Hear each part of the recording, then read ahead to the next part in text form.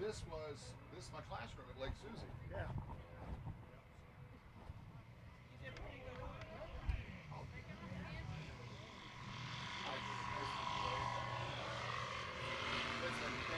Really, I retired from electronics 16 years ago. I didn't have to make any money anyway, but we still turned out to.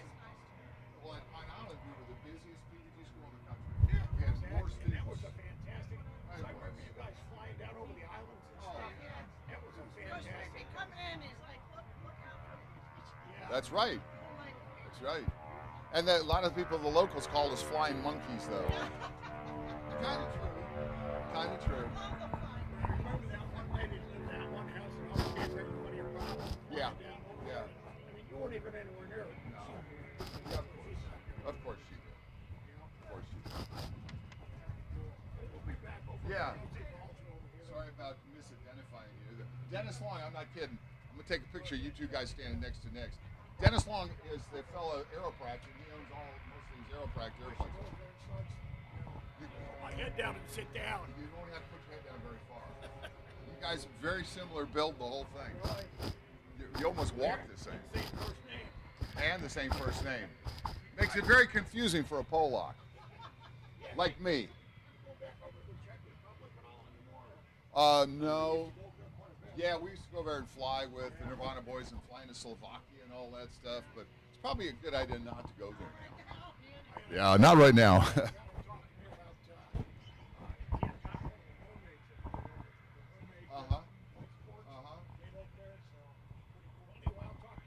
Appreciate it, Dennis. You take care and have fun. Thank you. Yep. It's amazing. He so looks so much like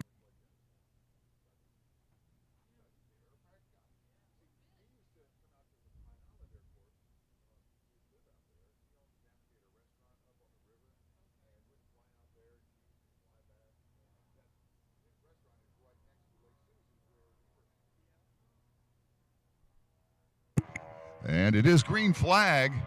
Let's go fly. Bring them out, fellas. Let's go fly. So far, we've seen Aeropract, we've seen a TSI Sling, and Legend 600.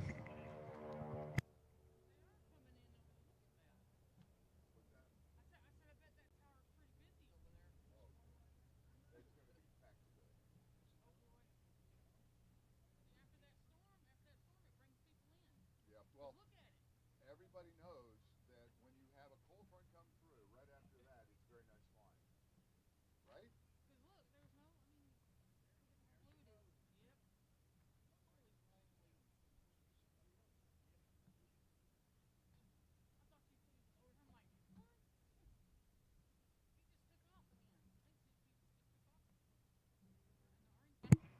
Not over here. the orange one. I thought he just took off. Oh, yeah, a little while ago. Yeah. And we've also had the Sky Leader LP11, Sky Leader 600 that was flying this morning as well. Probably in the pattern or out somewhere playing around. The Sky Leader, North America exclusive United States Canadian distributor for Sky Leader aircraft, one of Europe's best sellers. And they are currently offered 3 models of the Sky Leader 600 with unsurpassed roominess. Sky Leader 400 is a racy looking model with sports car-like features, gull wing canopy. Sky Leader 600, the one we saw just a moment ago, has a base price below $100, and the possibilities are endless in customizing depending on your pocketbook and your desires.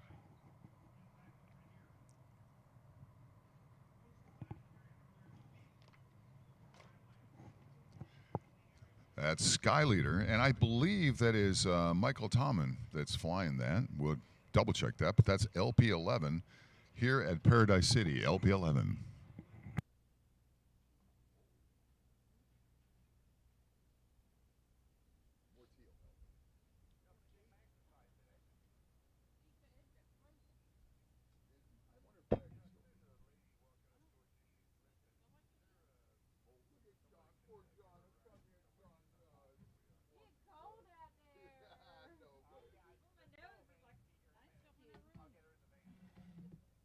I was over there dropping Mark off.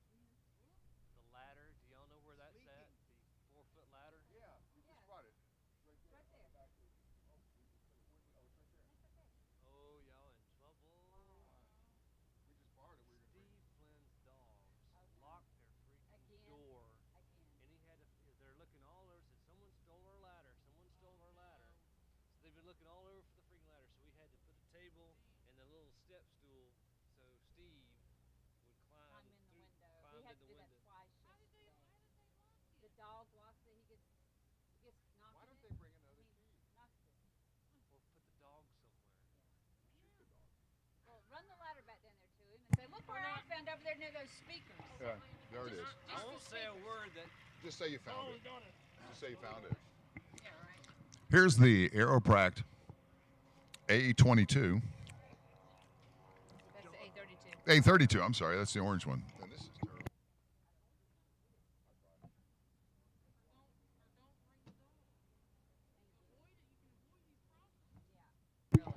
That's the Aeropract A32. Sam Peachy flying that. In fact, Sam Peachy's probably been flying more than anybody else here. The other day, he just took off, landed, probably 30 or 40 cycles. Aeropract LP26, and that is the A32 Vixen. It can actually go 130 miles an hour. Great visibility, as you can see. The pilot has pretty much unrestricted visibility out of that side cockpit there. Yep, that's Sam Peachy. Hey, Sam Peachy.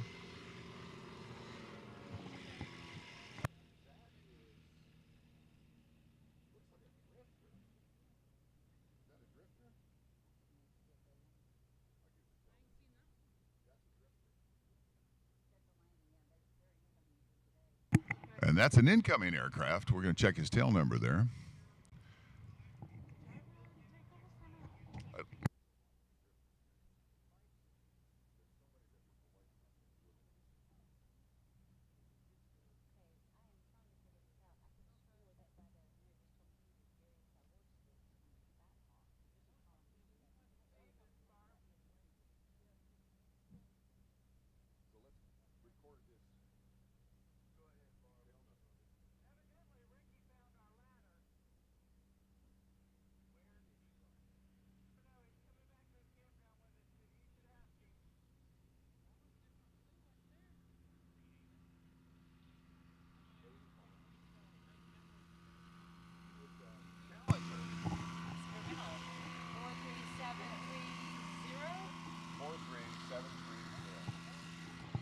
And that's a Challenger right there that just came by.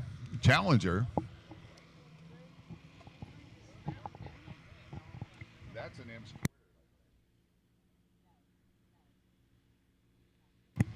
Another incoming here. Sam Peachy taking off again.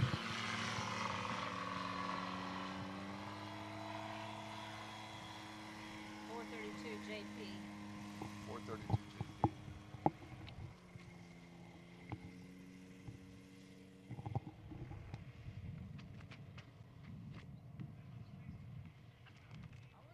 JP. They get a little bit different today. The other one said experimental.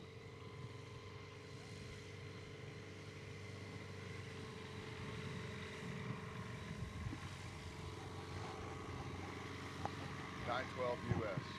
812, yes. That other one was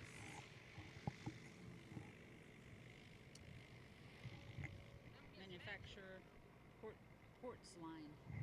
It's a manufacturer name. Port line.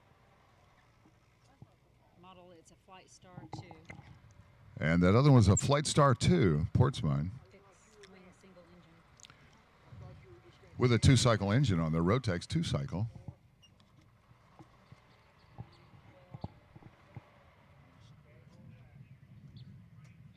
I ain't seen those before. I know. I looked at that one in blue and I'm like, I've never seen that one come up. Yeah.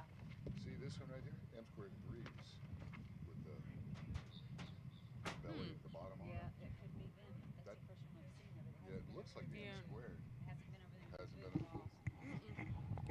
Oh, I don't know about you guys, but it's cold. We're up here freezing. We're South Florida folks, and we're not used to this. That last one that just landed. Yes, it's a Challenger on it. How's that, more? The last one, meaning the color was the. That one with the lady driving it, that plain Okay. one with nothing on it. Challenger.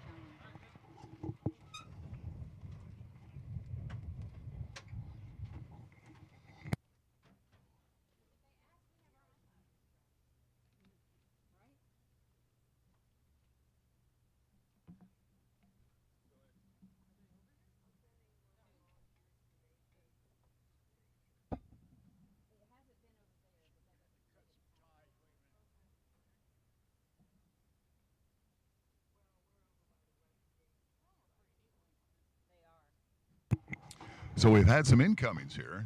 They're taxiing off.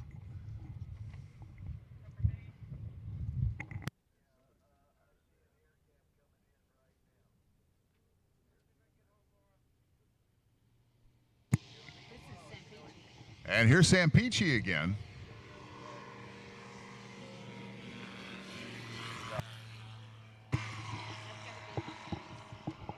That's probably Humphreys. I'm sorry, that's Humphreys in that magenta A32.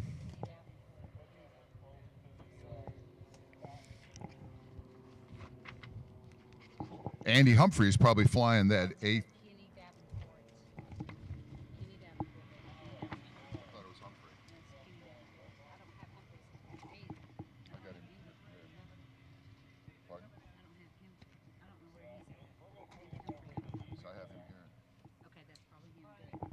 So that's probably Andy Humphrey flying that Aeropract A32. Excuse me, the A22. That's the magenta one. And here's an Aircam. Aircam coming in. The Aircam typically is on the big side of the airport. That aircraft was designed for aerial photography by National Geographic. National Geographic helped put this thing together. Aircam, as you can see, unparalleled visibility for the pilot and passenger, especially for photography. That's Aircam, and I don't know their booth number on the big side of the airport, but they've got a nice stand up there with multiple of them. That's Aircam. Twin engine. Yeah, you bet that's cold. Beautiful aircraft, though. Very quiet. And my guess is they're going to probably taxi that over to the other side. We'll see what they do there. And it's Friday, so at 10:30 today, I strongly urge everybody to avail themselves of the educational opportunities here at Paradise City. John Moody will be hosting at 10:30 a forum discussion about the beginning of ultralights here in the United States. It's quite educational and humorous at times. That'll be John Moody at 10:30. Ooh, boy, he had to really bend that thing. That's going to be Sam Peachy flying the Aeropract A32 Vixen again. Like I was saying, Sam Peachy, somebody gets a gold star for the number of flights today. He gets them. I don't know. I don't know. They're from the other side. He just landed in. I think they're going to taxi it back along Echo to the other side. Okay. I don't know who's flying the Aircam. I didn't know if he's doing a demo. We just need to get his.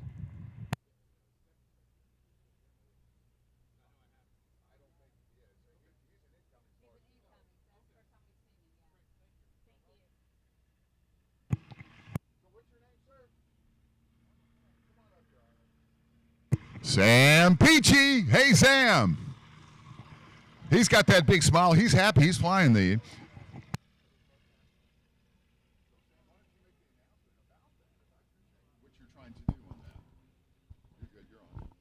Good morning, ladies and gentlemen. My name is Arnold Holmes. Just wanted to get online here and tell everybody that, as a reminder, if you're doing a manufacturer's demo flight or you're participating in the STOL competition, demonstration,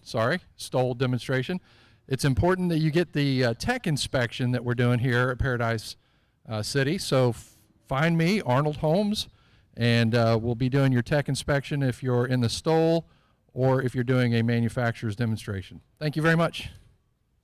And I'm looking at his information here. I'll tell you what, this is the type of stuff that I would like to have a copy of, because when we're announcing here, a lot of this information we don't have. So that's some good stuff. What would it cost me to lay this information on the copy machine and make a copy of it? Diet Coke, maybe? I don't have a Diet Coke. How about a lifesaver? We've got some lifesavers.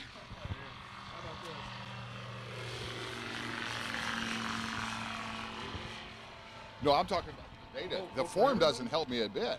Okay. The form doesn't help me. It's the filled out information that we need, because you have the pilot's name, you have That is some good That stuff. is some good stuff. No, we have to hunt it. That's great info. Well, let's see what I can do. 'Cause I collect this on a daily basis, and it's only for the people that are doing demo. See, and that's wonderful. That's what we need. That's, And we have a printer right in here, so we can make copies right I'll tell you what, I would give you lifesavers all day long for that type of information. That's great. And we just found a new wealth of information here. It's great. That's the type of information we need. Now, of course, that will fill in the gaps maybe necessary that we need here to sound halfway intelligent. I am always looking for help. If somebody's flying an aircraft and you know about that aircraft, please come up and give us the information. If you would like to talk about it, we can do that too. This is going to be the Aeropract A22LS, and I believe that's Sam Humphreys that's flying that. Andy Humphreys. And the glide ratio on that particular one is a 10-to-1 glide ratio, and that comes typically with the Rotex 9 1200 horsepower. You can also get it in the IS fuel-injected version. Glide ratio 10-to-1, and it's a very, very robust training aircraft. Great visibility, and of course a catchy magenta color. Some people were calling that salmon, some people were calling it pink, but they like to call it magenta. That's Aeropract USA, aeropractusa.com, and they're in LP26. Andy Humphreys, and somebody else that's smiling real big there. Payload is about 480 pounds.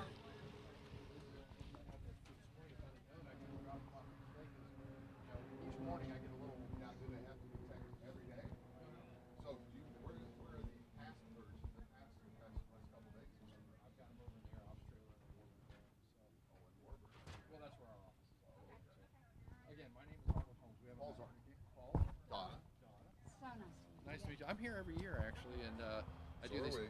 Yeah, I know. I do these tech inspections every year. Great, great. So I'll just find you and get a copy every day. That is wonderful. Sure, here. That's good info. Very good. Gonna pay us too. Great. Well, it's all the money I have left after being here. So. He could probably get a Diet Coke over there. Yes, ma'am. I'll get one over there. Well, I tell you what, I'd find a way to give you one. I would too. I appreciate might it. have I'll, like that- as I get stuff, I'll run Yeah, it. Thank you so that's much. good stuff. Have a great day. They might have it over in that white tin over there. They might have a Diet Coke over there. Yeah, over there. And it looks like we have the Cavalon. That's the Autogyro Cavalon. Yes. Good. Yeah, we know this one, because, but thank you very much. Anything is good. We appreciate it. This is it right there. Autogyro Cavalon, and they're going to be in booth 25, booth 25. Autogyro Cavalon. And the Cavalon, the Autogyro folks are accepting orders for the Cavalon. That's the first side-by-side gyroplane. And it is a real masterpiece in design, technique, and innovation. And it overcomes all the restrictions and limits. Seating side by side, it presents the pilot and the passenger in comfort.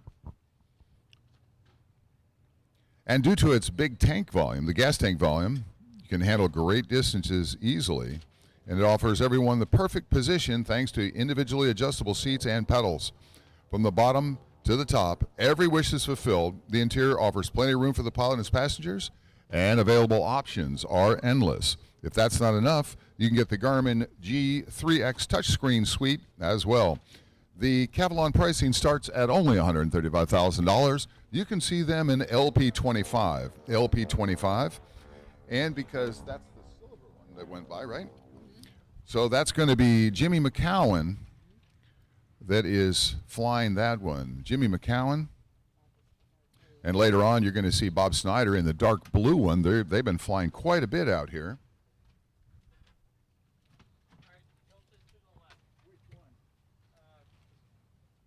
Thank you, baby. You're so good. You're doing great.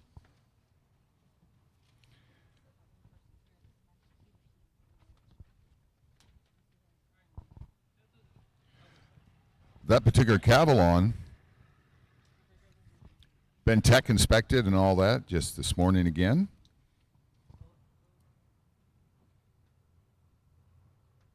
Pilot number 68. We've got all kinds of good information here, that's for sure. We sure appreciate that.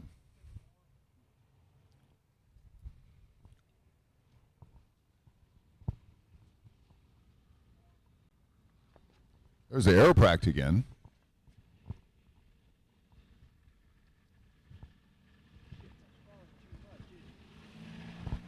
And that's A32 Vixen with Sam Peachy. Everybody likes Sam Peachy. He's always smiling.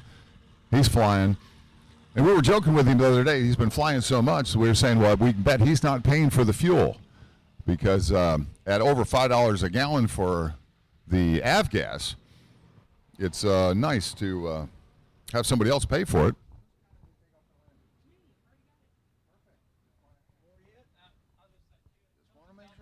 I'm on the job. Want to make sure where'd you get that cookie?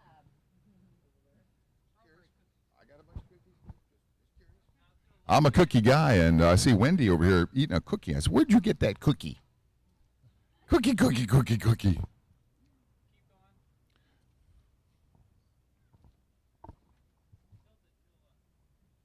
We're trying to line up our web cameras here. We are live streaming the video and the audio. The video is going out to various Facebook pages and YouTube pages, as well as the audio going out on ATC Live.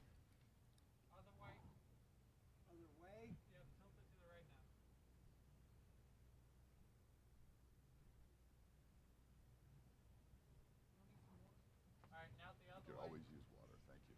I'm gonna shoot you in a minute. You like do tiny, and then the last one's like big, and then we have to go the other way now. It's on tie wraps up there, and it shifts It over. doesn't want to move, does it? But it's like this last little adjustment is like a big adjustment, and you over adjust. That's that last part. It probably just finally moved for it. You tell me to do it. Alright, you come down here. You tell me how to do it. All right. I will try that way. And John just fired Smiley from the camera moving duties here. They're gonna.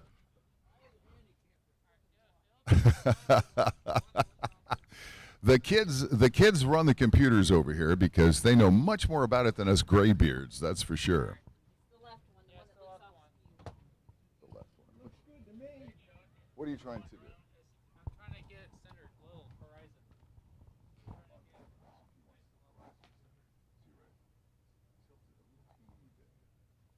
You're doing this camera facing that way. So right now you're slightly high, just a touch. Maybe 2 or 3 degrees. It did not move. It did not move.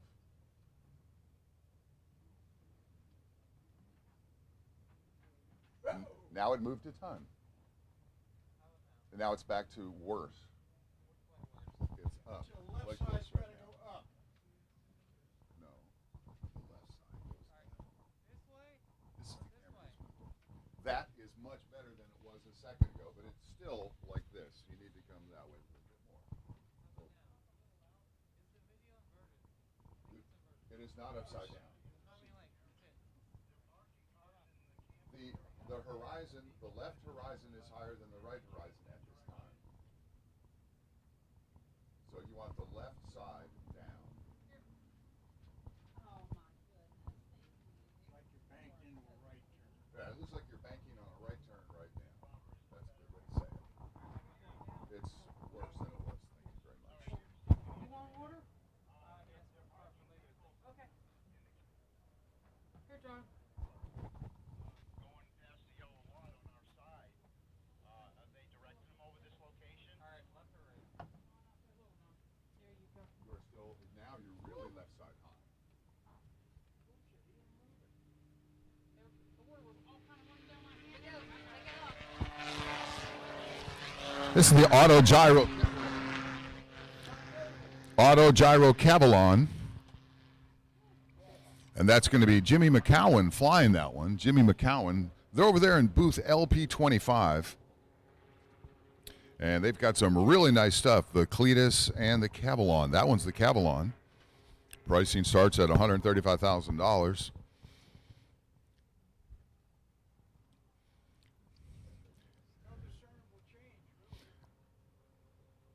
They also have the MTO Sport, the MTO Classic, and the Cletus. But what you're looking at there is the Cavalon. Here's Sam Peachy. Sam Peachy. And that Vixen, A32 Vixen. Sam Peachy loves to fly. He's flying more than just about anybody else out here.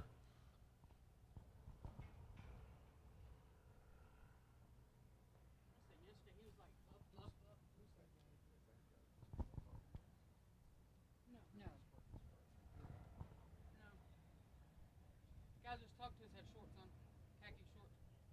Let me see what's on the. Is he a?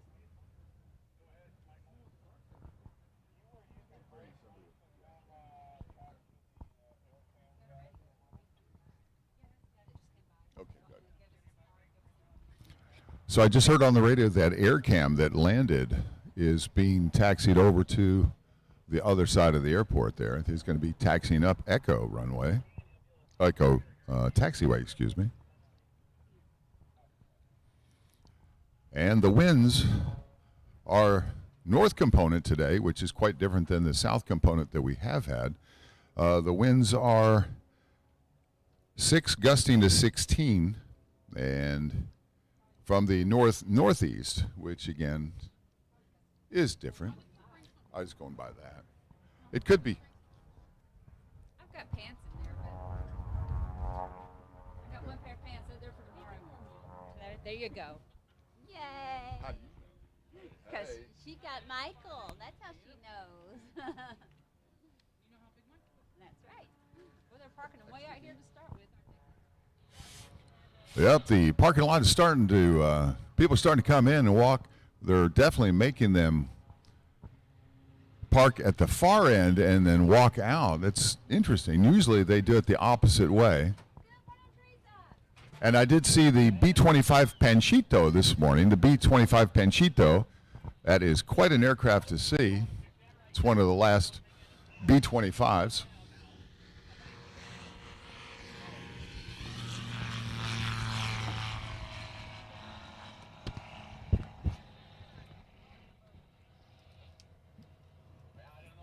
That's the Aeropract A22LS that just took off, and that is the magenta one. And I believe that is Andy Humphreys that's flying that. Mary Dietrich out of Marietta, Georgia, was flying that the other day.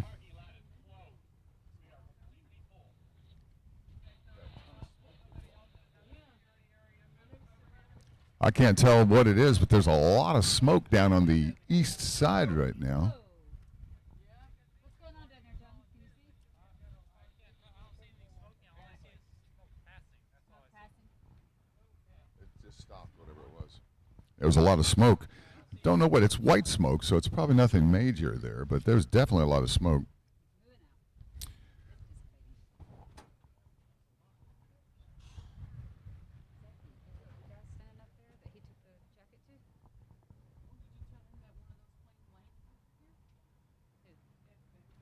Oh, yeah, What's the that? tail number, Right back to where it was. that, the N477, when I looked up the owner, it was a Federal Aviation Administration plane. 477B or something like that? Was that, where's it, have you known it before? No. Well, yeah, It's in the same place. You're looking down on this side. that N711, yellow plane, yeah, that's FAA owns it. Hi, how are you? When I looked it up, it says owner, Federal Aviation Association. Left end of the field.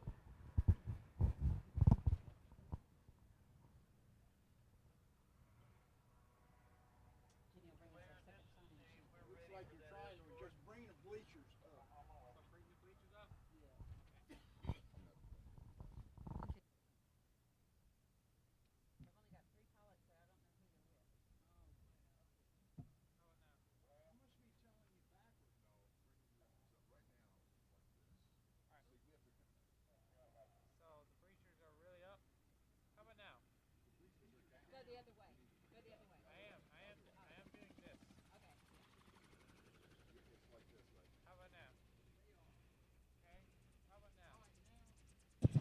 That's the Auto Gyro Cavalon. Auto Gyro Cavalon.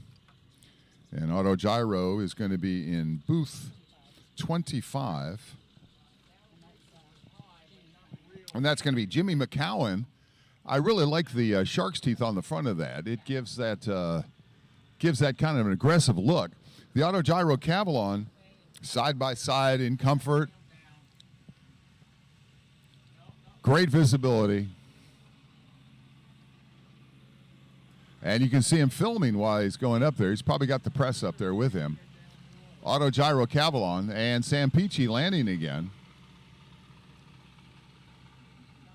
The Auto Gyro Cavalon, $135,000 pricing. And it's got the 915 Rotex IS fuel-injected engine, 115 horsepower. Very, very quiet, actually.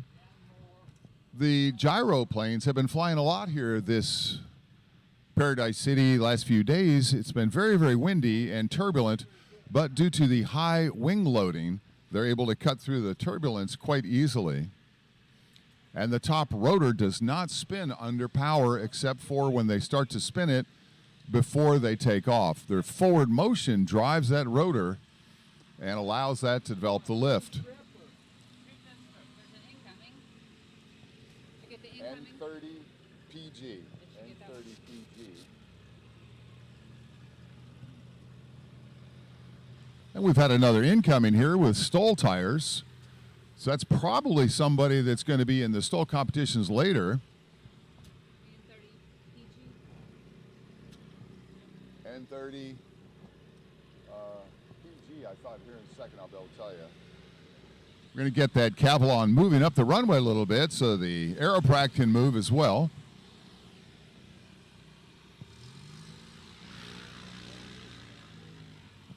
PG, Papa Golf. So that is N30 PG.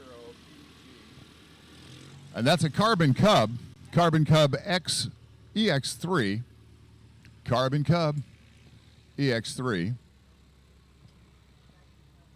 Carbon Cub is another aircraft that's used quite a bit in the Stoll demonstration that's been going on here at Paradise City. He just flew in. We'll get some information about him and we'll let you know. I don't know the pilot's name yet, but we will try to find it. N30 PG is in Papa Golf. Okay. Pardon? It does not have his name associated with it. It just says that it's owned by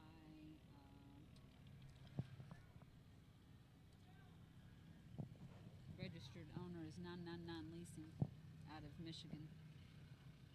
And the owner is 999 Leasing out of Michigan, but we don't have a pilot name there on that incoming. We'll get that to you if he goes take off. We will, because he'll have to do the safety briefing.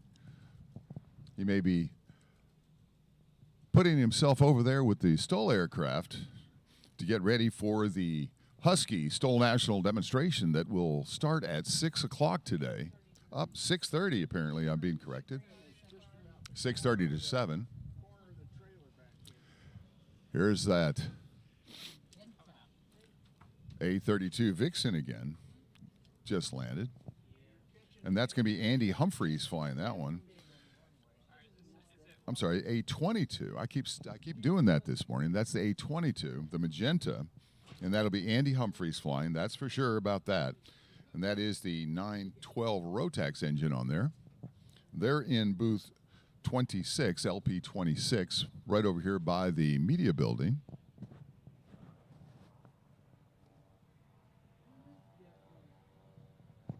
Andy Humphreys.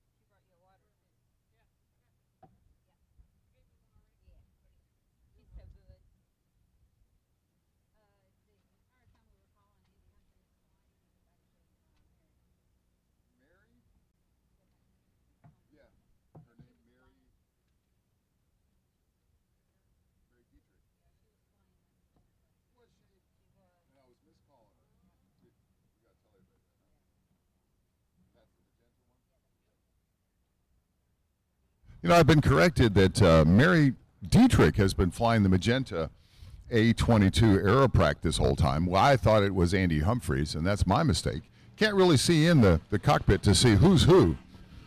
But it's always good to get it corrected to see who's flying what. And if I can't see in the cockpit, then I don't know. So it's always good to know, to be told.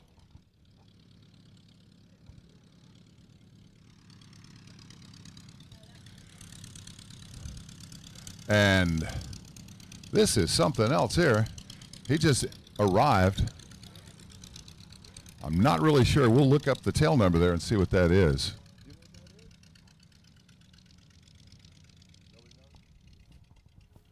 So now I see that you have a Navy hat there, sir. And I'm going to have to, I see your Navy hat, but I'm going to have to say go Air Force.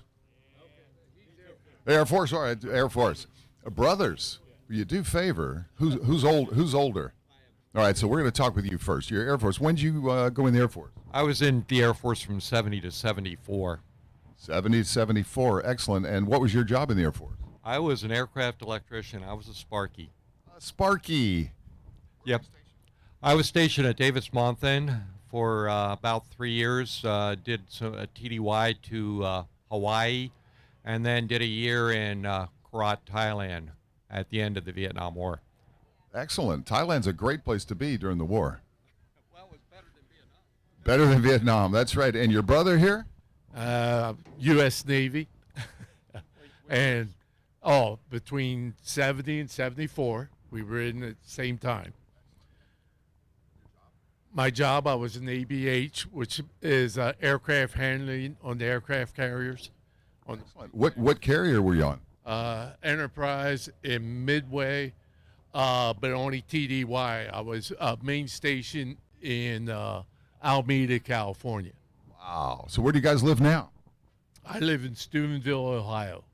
And I live in York, PA. In York, PA. You know, it's cold up there in Ohio and in Pennsylvania. You know that, don't you? Yes, it is right now. It is a little. In fact, they were saying it might even snow a foot in Chicago area this weekend. We had snow last week, but I don't know about this weekend. I can definitely feel the sun start to warm my bones now. I like it. It was cold this morning. I'm here in South Florida, and it was high 50s this morning. And for me, that's downright freezing. Oh, I can imagine what it would be like. In fact, it was even a little nippy for us this morning. Yep. I had chicken skin. Oh, here's Amelia. What do you want to say, Amelia? Well, have fun. Well, we appreciate your service, and go Air Force and go Navy, too. I tell all the kids that if you're going to join the service, join Air Force or the Navy. That's my top two picks to learn a trade that you can go ahead when you get out, you can have a good job. My dad was Army. He was a colonel in the Army. My twin brother was lieutenant colonel in the Army. My brother David was a sergeant in the Army, and they just didn't have the skills that the Air Force or the Navy folks have, in my opinion. Right? What would you recommend to the kids today to get out of the virtual world of their handheld components and get into the real world? Well, you know, so I went to college on the GI Bill, so that was one of the reasons why I went into the Air Force, was one, to pick up a trade. So I was an aircraft electrician, and we were involved more than just electrical work. We were also involved in some electronics, fuel transfer, and a lot of the sensors and things like that. So, but it really prepared me then for college when I had gotten out of the service. And so I ended up going to Penn State, got a degree in electrical engineering, and got a master's from the University of Tennessee. And again, I have to thank the service. It was, you know, the Air Force that really prepped me to do that. And you said the University of Tennessee, Knoxville. That's correct, University of Tennessee, Knoxville. Go Vols. I'm a Tennessee boy myself. Well, I really appreciate your service. Thanks for coming out today. And Amelia, I know you want to say something again. What do you want to say, Amelia? I don't quite know yet. I'm surprised. Normally you have a pearl of wisdom to lay on the people here. I guess just be safe. Be safe. There you go. And that was the autogyro Cavalon landing just a moment ago while we were talking. And Mary Dietrich landing in the A-22 Aeroprac.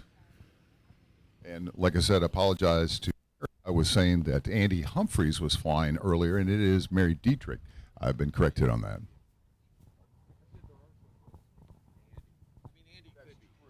That's true. Mary Dietrich flying out of Marietta, Georgia.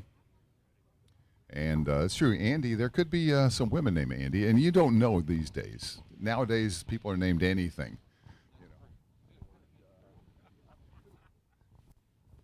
So what did you do what was your AFSC 365? Oh, okay. The Autobahn. So you didn't have to be out the flight line. I spent 4 years in the Well, I flight did. line. I was in charge of the systems between the ground and the air as well. So I did spend quite a bit of time. Yeah, we had the F-15 Eagle at Bitburg Air Base route station for 3 years, and it was quite loud. And Mary was just taxiing by. You could definitely see in the cockpit, that's definitely Mary Dietrich that's flying this one. And so we were just talking about the AFSCs, the Air Force Specialty Codes, in other words, what job that you had. I highly urge everybody to also take advantage of the educational opportunities here at Sun and Fun 2022. John Moody, the father of ultralights here in the United States of America, will be in the Forum tent at 10:30, giving a session on the start of ultralights in the United States of America. He was the first to actually attach an engine motor to flying aircraft and successfully do it. So he's got some good educational information as well as some humorous things to say. So that's 10:30 in the Forum tent here. That'd be 10:30 here at Paradise City in the tent. And in fact, I see John Moody walking toward the media building now. I was just announcing that. I didn't know he was here yet, but here he comes, John Moody, the one, the only, John Moody, father of ultralights. Good morning, John. Are you warm? Good morning. Get ready for the forum. Getting ready for the forum? Yep, you got a lot to say, don't you, today? Got lots to say. Well, I'll save it for my forum. Sorry I haven't been able to fly here this week, folks. The hurricane's been on pretty strong most of the week. It really has. Yeah, you got to turn the mic on there, partner. That does help, doesn't it? Yeah. Does help. He gave the mic to me as soon as he got up close. He must be getting tired of talking. Well, I don't know about being tired of talking. I think that what I have to say may not be near as interesting as yours there, John. Oh, yeah, I hear you. Well, I was thinking of maybe bringing it over this morning, but again, there's supposed to be 15 to 25 mile-an-hour winds throughout today and tomorrow. So I'll probably leave it safely in my hangar over at South Lakeland Airport. And like I said, we're getting ready to have our beginning of ultralights forum where you get to see a whole bunch of... What? I was just going to pull the mic away because it's overdriving. Oh, it's overdriving. All right. Some of my earliest flights, the very first powered flight we've got on film, and give you the reasons why I got into ultralights in the first place, or in aviation, and why I chose the Icarus, and why I tried to power it. And some of those early films are a thrill a minute. Well, I'll tell you what, there's one thing, and I always like to tease everybody a little bit about your unintended acrobatics that you did back in the day. Tell us about that real quick. Well, I was in Oshkosh 1976, and I was the only one around, and when I flew my foot-launched powered ultralight, or hang glider we called it at then, it was quite an attraction, but I was just trying to show folks how maneuverable the airplane is. I'd kind of pitch down and speed up and then slow down and wing over, kind of like I don't know, just to show folks how it was. And what happened was I just said, well, I'm going to really show them a really high wing over. So I just held the rudder, and I ended up, all of a sudden I said, hey, I'm upside down. Hey, you didn't want to be upside down, did you, Oh, John? no, I did not. That was my one first sheer moment of terror when I was upside down. I told myself, don't let go. Because what was my lower wing, upper wing is now my lower wing. The only thing holding me in that airplane, well, I had a seat on me, but the swing seat, and so upside down, I was kind of merciless. If I'd have let go, I would have crashed into the upper wing, probably crumpled the airplane, and so I didn't. That was my one moment of real terror. You weren't really strapped in anywhere, were you? Well, I was kind of trapped to the swing seat, but it was literally a swing, a board under my butt and 2 ropes. That you tied personally. Oh, yeah. That was my seat in those days when we didn't have landing gear. We took off on our feet, landed on our feet. And, well, anyway, I was upside down, and I'll probably repeat this in the forum, but while watching the movie. But, you know, I didn't want to wait too long to do something, and I was afraid if I waited too long, I might start falling off toward the wingtip, and it might fold up on me. So I put my feet forward to bring it over in what would normally be called a split S, is where airplane goes upside down and does well, it's an inside loop at that point, and come back around. And, well, then we went into a tumble.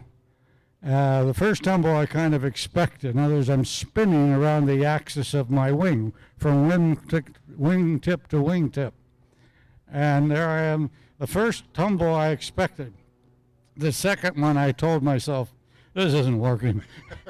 Unfortunately, I had engineered a safety switch in my mouth so I can kill the engine at any time. Because for foot launching and foot landings, there are times when you, if things go sour, you just can't let go of the airplane and hit a switch. So this safety switch was something you bite down on to kill yeah, it? No, you bite down on to keep it on. Oh. It's referred to in other places as a dead man switch. Dead man switch. So in other words, if you opened your mouth, it would kill the engine. Yes. So you can't smile I don't and like wave that term, dead man. No, dead man doesn't work, does it? No. Doesn't have good connotations. No, it's like a safety helmet. We used to call them crash helmets. No, a safety helmet. You know, that's true. They have changed the terminology on that. Oh, so, yes. So here you are, upside down. What was your altitude at that point? About 400 feet. 400 feet. Now, that's starting to get close to the ground. Oh, yeah. So what did you do then, John? I hung on. Basically, I was more a passenger than a pilot at that point. And, of course, the first tumble went, second tumble went, turned the engine off, and we went kind of into a half roll, and we leveled out about 50 feet above the ground. Ooh. Yeah. And then I landed, had to miss a fence while I was landing, which I did. And, people came up and said, oh, that was cool. Did you do that on purpose? I should have said, well, yeah, I've been practicing. Oh, sure I did. Yeah. I said, no, I was talking my high voice. Had my yellow spot in the front and brown spot in the back. And you didn't arrive that. You didn't come there like that with the yellow and the brown. No. That was new decorations. Yes. Auto ejection. Yes. So everybody on the ground was highly impressed with your maneuvers, and you were just thankful. The EAA wasn't. No. They immediately grounded me, and I went and pleaded my case before the board of directors to allow me to fly again. I told them I had a wife, 3 kids, and 2 dogs and a cat, and I'd like to be around a while. I'm not going to do that again, believe me. So they let you fly another day, didn't they? Yeah, I got to fly Saturday and Sunday. Well, that's really something. And normally you have the easy riser here, but it's been very, very turbulent conditions and obviously very stormy, so you didn't bring the easy riser out. But people that come to John's Forum at 10:30 will be able to see pictures and videos of that aircraft and others, right? Yes, and also if you go to YouTube and look up John Moody 360, there's a 360 video of coming to Sun and Fun one time. Unfortunately, I ran out of battery before I landed, but you literally can be on the airplane with me, and with the 360, you can use your cursor and you can pan 300. You can see forward, you see down, see back, watch me fly, see out the wingtip, see up. it's a really neat concept. It works just great. So that's John Moody 360. Yeah, on YouTube. .com? On YouTube. On YouTube. Look Yeah. up John Moody 360 on YouTube. Okay. Somebody put it there. I didn't. And when did you film that? About 2 years ago. Okay. Normally, John Moody and I are the first to fly every year here at Sun and Fun, early in the morning at like 7:15 or so. Yeah. But this year, neither of us flew, so at least we did that together again. Yeah, it's breaks a long streak of flying here, but yeah, I'd be tempted maybe Sunday morning to come in here for a couple takeoff and landings to go back. But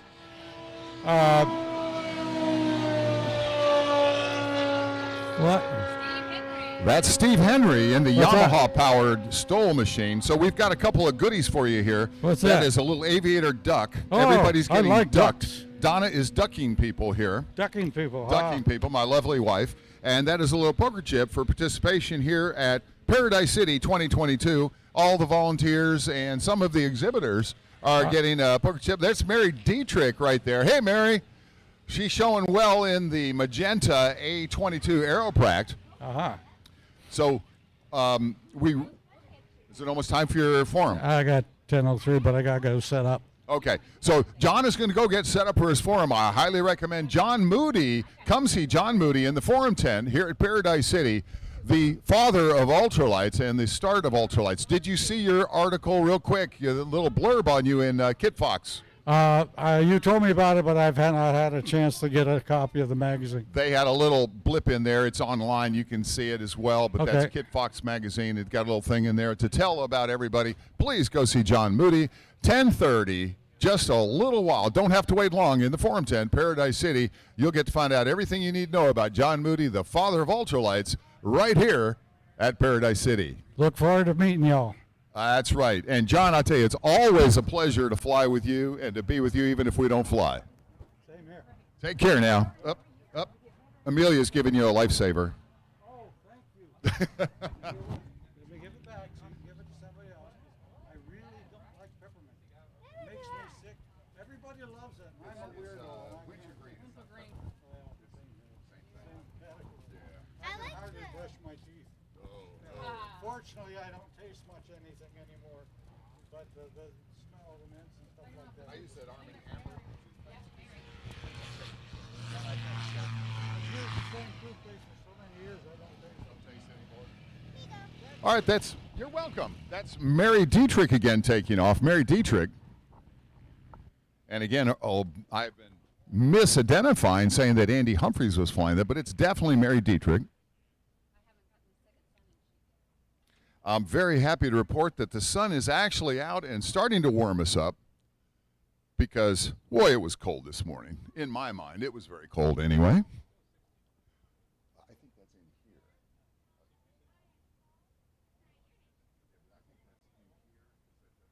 We've got the remote one out here. So it is talking.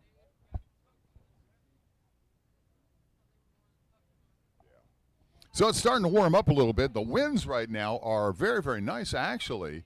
It's 4 miles an hour, gusting 14 in the last hour out of the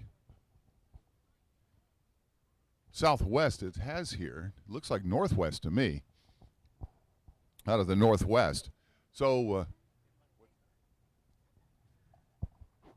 can't believe that. Where are they? It's not even been escorted. Who let them in? I don't. The gate guys are letting them all in. Well, it's going to be interesting here. We've got the Stoll demonstration. It's going to start here at 6:30 today. The Stoll demonstration is the Husky National Stoll demonstration. They're been nationwide in that, and this is a demonstration here, not a competition, a demonstration. Although Steve Henry is getting ready to land right now again, and that is Just Aircraft Highlander that Steve Henry is getting to land. It is the 44 machine with a Yamaha-powered engine. And just in February, he has a world record of only 6 feet from a standing start to a launch. That's only 6 feet. And that is a Yamaha 360 engine in there. And that is Just Aircraft Highlander, highly modified, of course, highly modified. But 6 feet from a standing start to an actual takeoff, unbelievable. And earlier this week, he did a 23 feet here right on this runway. And you'll be able to see him tonight at 6:30, starting at 6:30, with all the other Husky National Stole demonstration individuals. All right, Amelia, I know you got a pearl of wisdom for us. Give it to me. Well, I don't quite know. Okay. She's kind of lost today, she said. There's the Aeropract again, LP26 Aeropract. And I don't know if that's Dennis actually flying that one, Dennis Long, or is that going to be Sam Peachy? Sam Peachy's been flying that quite a bit this morning. And it probably is Sam. And so that is the A32 Vixen with Sam Peachy. Sam Peachy normally flies the Kolb aircraft, but they don't have an exhibitor booth here this year.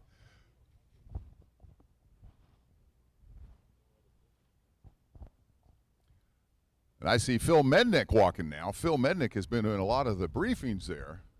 Phil, you're going to tell us a little something. Are we going to see Evolution aircraft here today? Is Evolution going to be flying?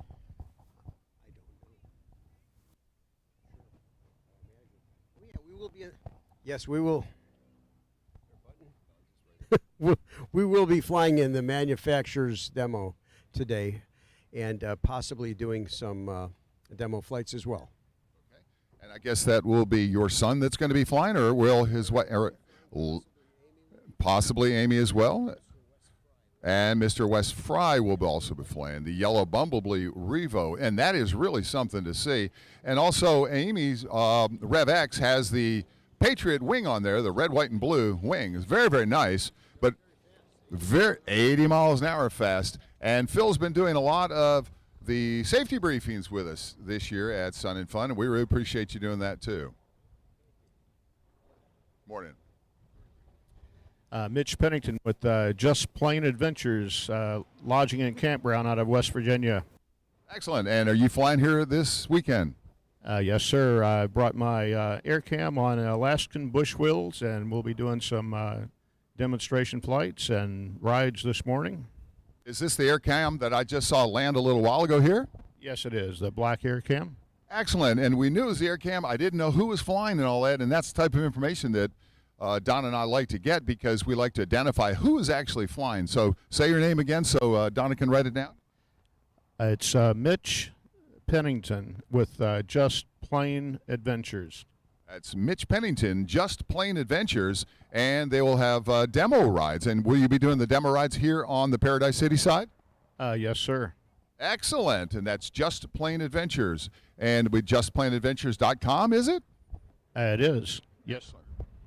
So we can get a hold of Mitch at justplainadventures.com and possibly take a ride in that air cam. A beautiful aircraft. We saw it later this morning. It's a 2-engine aircraft, high wing, and understand that National Geographic helped design that aircraft specifically for aerophotography. Is that true? Yes, Phil Lockwood designed it for the National Geographic to take photos low and slow. So Phil Lockwood did the design with the specifications laid out by National Geographic. That's right.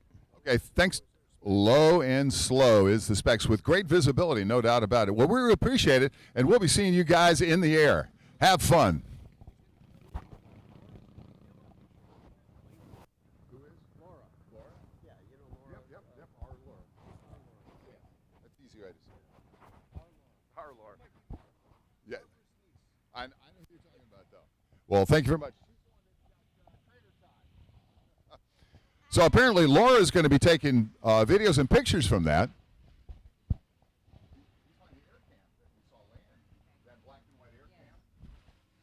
There's Mary Dietrich again, smiling and waving to the crowd. Mary Dietrich in that magenta-colored A22.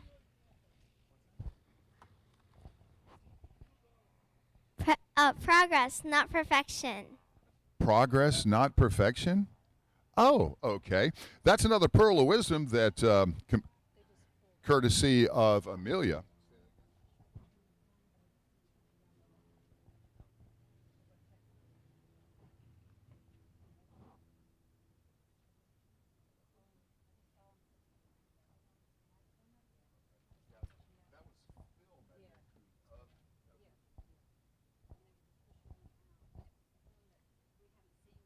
Okay, good. It's probably going to be the dirt bike of the sky, which is the Rev. We haven't seen this one yet. Well, I think I'm not positive, but I'm thinking that when I rode by this morning, I'm thinking it's either going to be this Volt T or this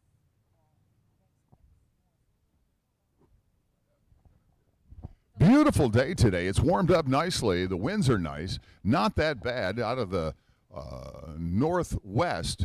We're talking 5 mile an hour constant, gusting only 13. So the winds are much, much better today than they have been in the last few days. And of course, we had significant amount of rain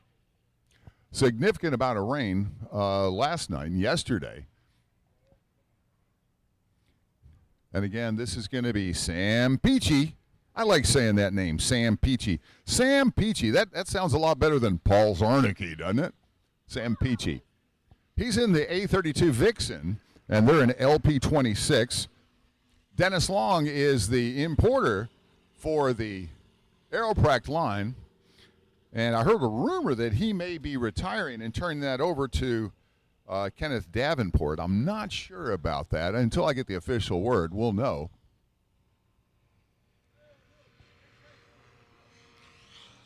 And that's Mary Dietrich again.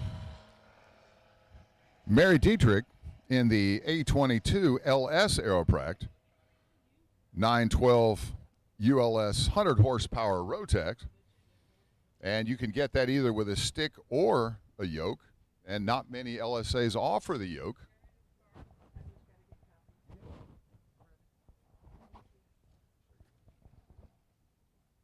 And we're going to make some copies of the sign-in sheet. Back corner. And then if you lay them into the top, face up or face down? Face up. Let me make sure. Let me see. Give me the top.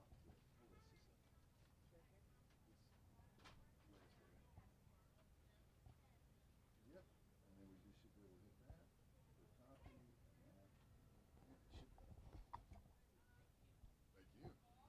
Yes.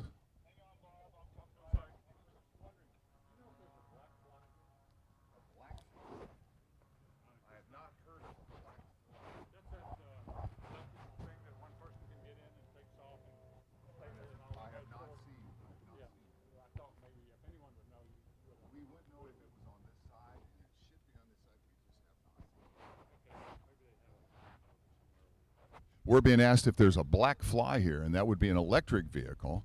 We have not seen an electric aircraft that description so far. I appreciate it. So if you need to know something, we've got folks that can help you. If we don't know the answer, we can find the answer for you.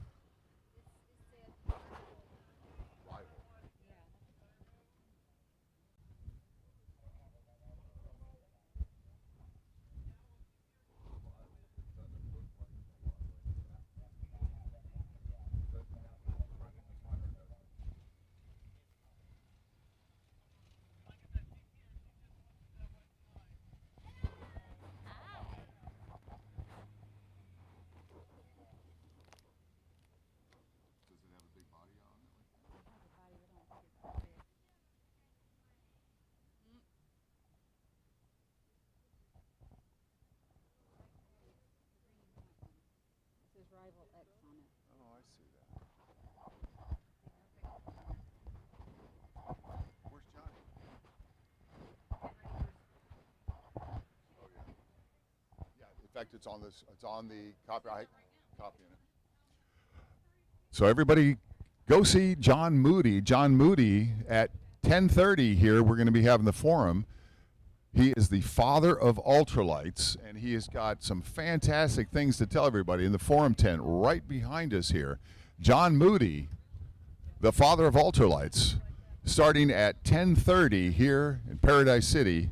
Highly recommend everybody avail yourself of the educational opportunities that John Moody has to offer. Pearls of wisdom, as well as some humorous antidotes. He'll tell you some things that have happened that are really, really fun. John Moody, father of ultralights, 10:30, the Forum 10. We see an Evolution aircraft being prepared down at the end. He hasn't come out on the taxiway yet or on the runway. My guess it'll either be Phil or Amy Mednick.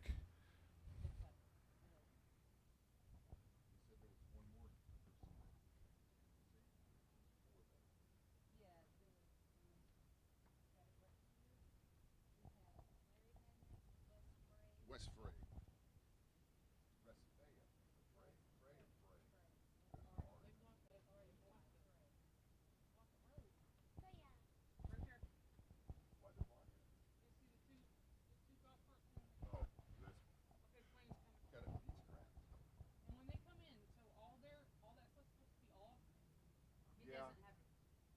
But I talked to Donnie about that earlier because I saw the other guy. They're doing it right to there and they're getting loaded. They can't push those aircraft too big. Okay. So they're running it. Yeah. Okay. Okay. I didn't know. It scared me too. It's not really. That's what they're Nobody get in front of it. So nobody get in front of it. Yeah, Let right. it go. Let it roll down in the road.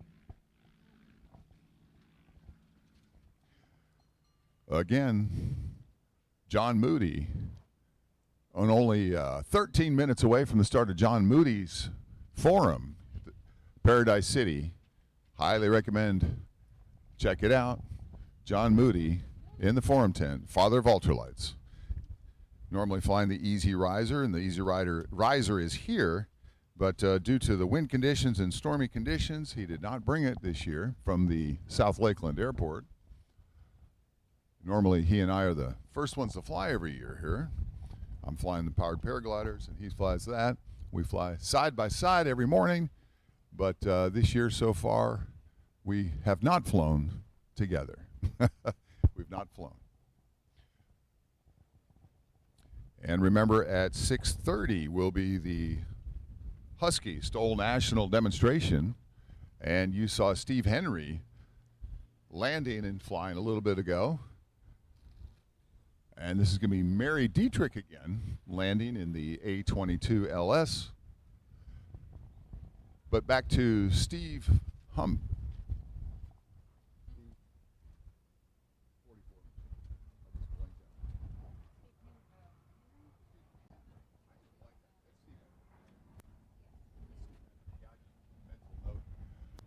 And you see Prime taking off again, a Prime cargo ship. They close the runway for these guys. They have 8 departures a day, I believe, out of there. They've got a huge hangar they've built. That's going to be Sam Peachy again as well. Aeroprac is really burning up the sky today. Lots of takeoff and landings for Aeroprac. Mary Dietrich at the controls of that magenta-colored A-22. Hello, Mary. Mary's taking folks up. Demonstration flights.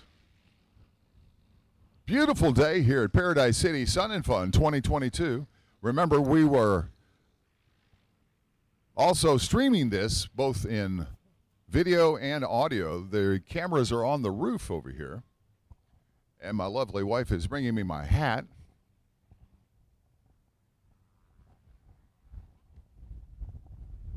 I've had too many hunks cut off here lately.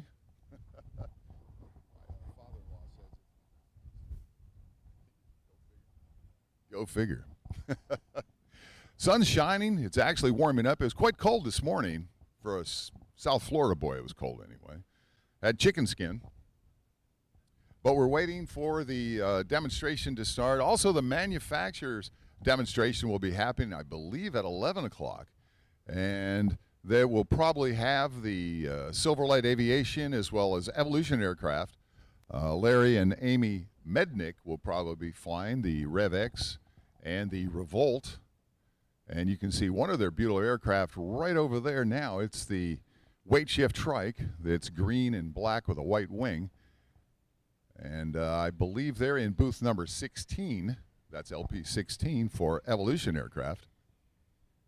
Great crowd pleasers. Those aircraft will fly about 80 miles an hour and very, very maneuverable. And you can take off and land very, very quickly, so you don't need that much runway.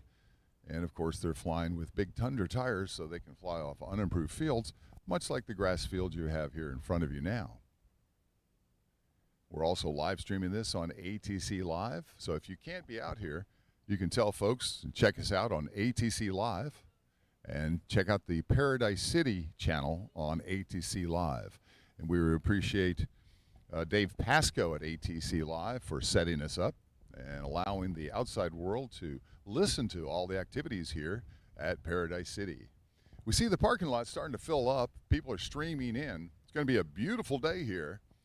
And we're going to see a lot of aviation activities. The weather is much, much better today than it has been the last 3 days.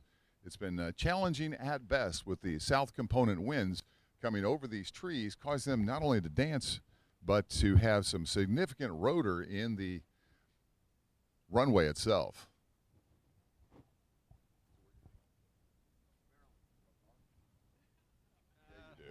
So I've got a fellow wearing a Clearview Airport hat on. He looks very knowledgeable, from Maryland, I'm guessing.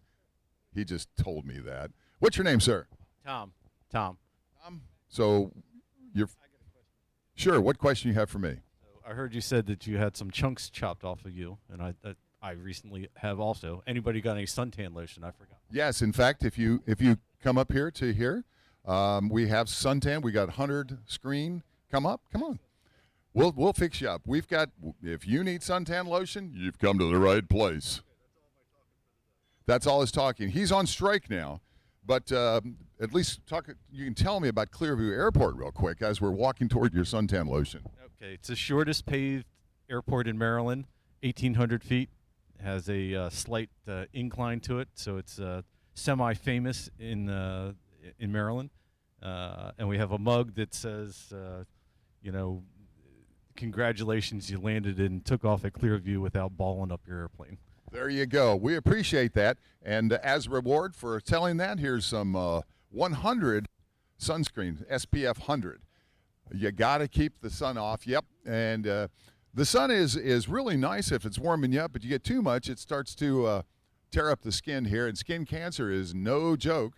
There's various stages of skin cancer, and I can tell you all 3 stages are bad. They'll either cut, burn, or scrape, and all of those are not friendly. It looks like the Aeropract is on final, and it looks like a Carbon Cub that just pulled out on the runway for a takeoff here. This Carbon Cub, I believe, is the one that was in the STOL demonstrations earlier.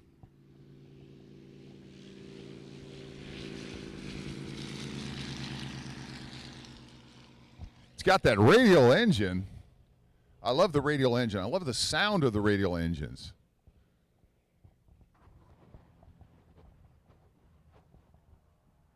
We don't have any information on that. That's yellow and black. I thought it was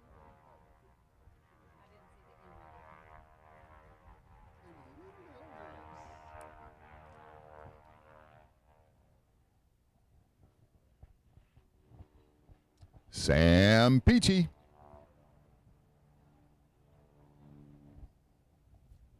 It's a beautiful day. I'm surprised that more of the exhibitors aren't displaying their aircraft and taking off and landing for you folks.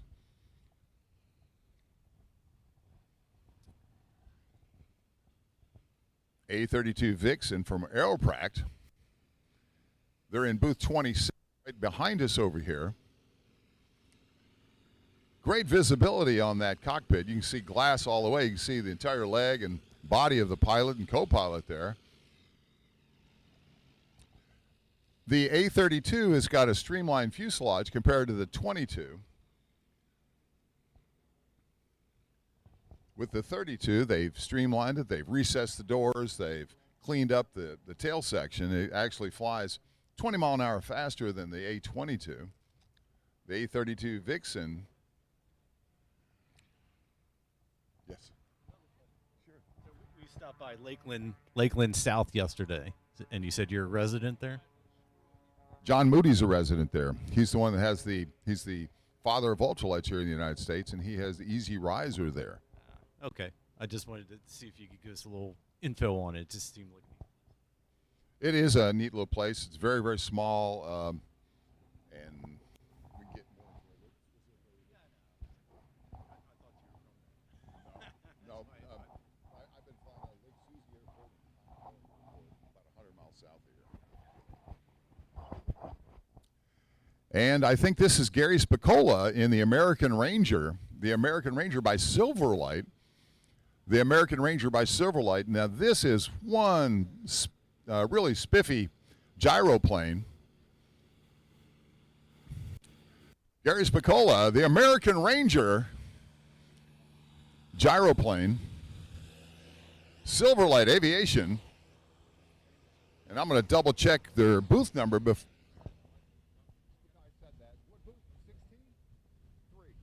And that's LP3. Gary Spicola, American Ranger. And that has an enlarged tail section so that you have better predictability. And you'll find that this particular aircraft, as well as the auto gyro, they've been flying quite a bit in the turbulent air here that we've had in the last few days. With south component wind, we had quite a bit of rotor coming off the trees and the gyrocopters because of the increased wing loading, the weight loading, that they're quite stable. So in LP3, you can see Silverlight Aviation, Gary Spicola,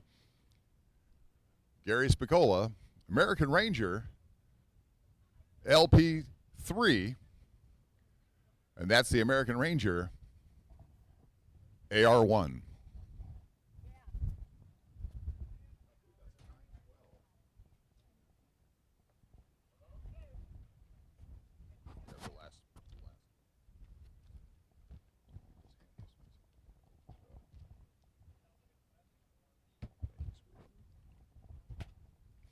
At Gary Spicola, American Ranger. Now this has aircraft grade upholstery on there, and it's a really nice looking aircraft. Fly without wings, they like to say. Fly without wings. And he's getting ready to turn around and come on down right now. And that does have the 912 ULS 100 horsepower, or of course you can get the 914 UL turbocharged version, 115 horsepower. It's got an extra tall front windscreen, and you can get it optional, fully enclosed, if you don't like the wind rustling your hair.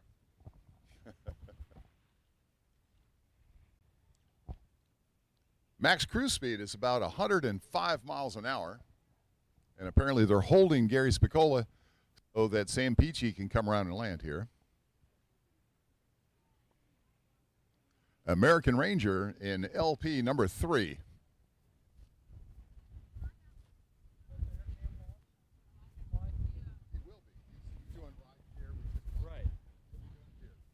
Right. Has he taken off with the ride share yet? Not yet. Okay, cool.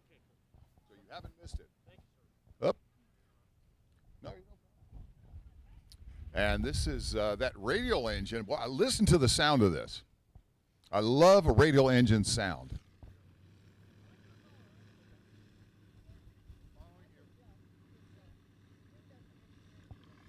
Big Tundra tires on that one.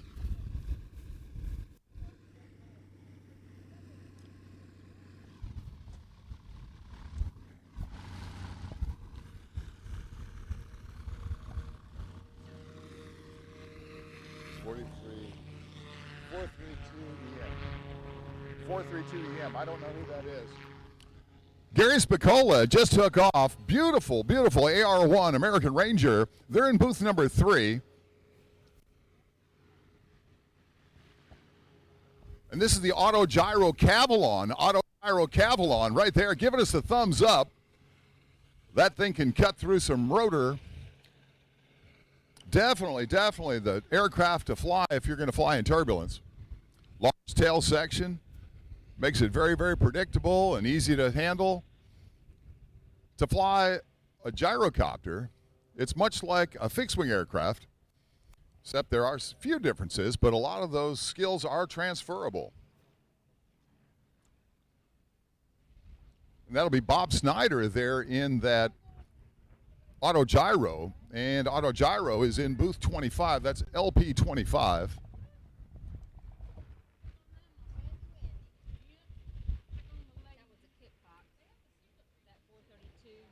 Is that with the radial engine? It says it's a hip box with a reciprocating engine. Yeah, that's the only thing. That's the issue I had was I couldn't. Oh, they're in the air. Okay, must take off. Yeah. And you also see taxiing in front of you, LP-16, that is the Evolution aircraft. Now this one has the two front tubes. And the Evolution aircraft, they're in booth 16, booth number 16. And that, I believe, I'd get a little closer, but I believe that's Larry Mednick that is flying that one. It is. And that is going to be the Revolt. That is going to be the Revolt. That thing will cruise about up. Looks like the Revolt. Yeah, it's Revolt. Cruise about 80 miles an hour. Unlimited open air flying.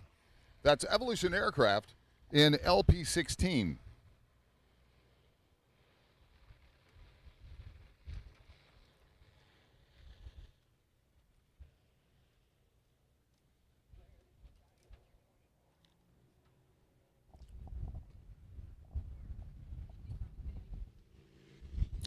This is a Kit Fox, radial engine Kit Fox here. We believe that's Patrick McGinnis that's flying that one. Patrick McGinnis in a radial engine Kit Fox. Big Tundra tires. He may be in the Stoll demonstration. I don't know. Don't have that information yet. So who are you and where are you with? Shy.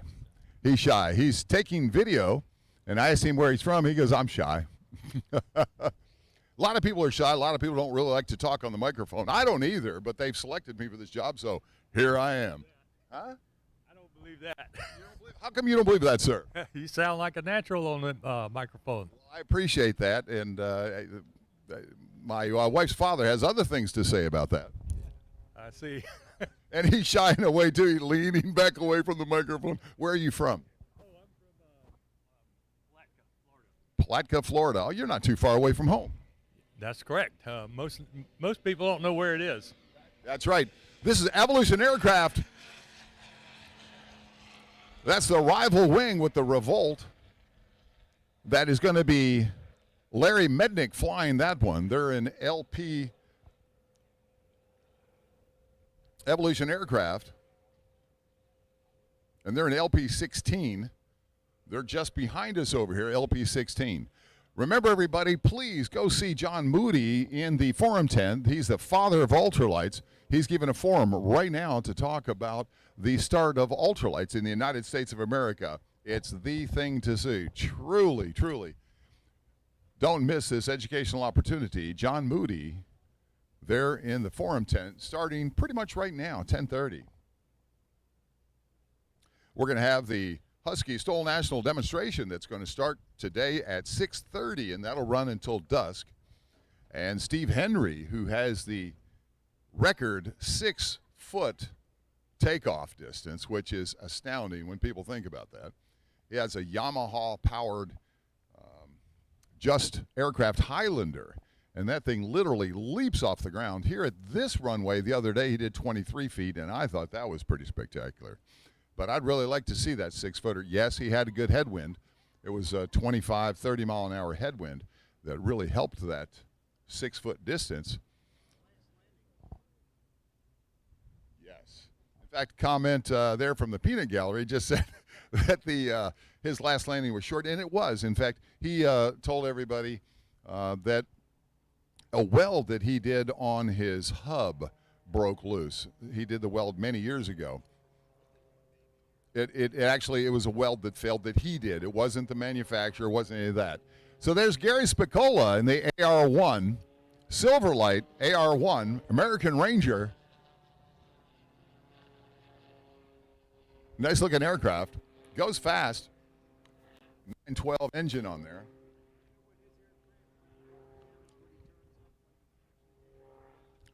Well, it's got that. It's screaming. It's, whew, and you got to put your fingers. We're just talking about Steve Henry and the 44 machine, which is the just aircraft Highlander, highly modified, of course, and it is that Yamaha 360 engine on there, and he's probably turning 8,000 RPM. It is so loud that you must put your fingers in your ears. You must, or otherwise you'll hear ringing all night long. I don't know about that. That's very well could be. It very well. In fact, you know, now that you said that, I'll check it out. The question was, does he have nitrous on there? It could be. I will ask that question to the folks, and we'll find out. That's a very good one. Haven't heard that one yet.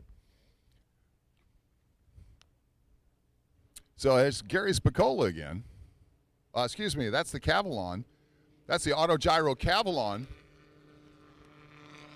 That's going to be Bob Snyder. Bob Snyder in the Auto Gyro Cavalon. They're in booth 25, LP 25.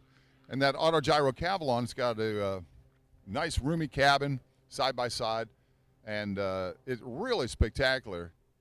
Nice climb rate, as you see right there.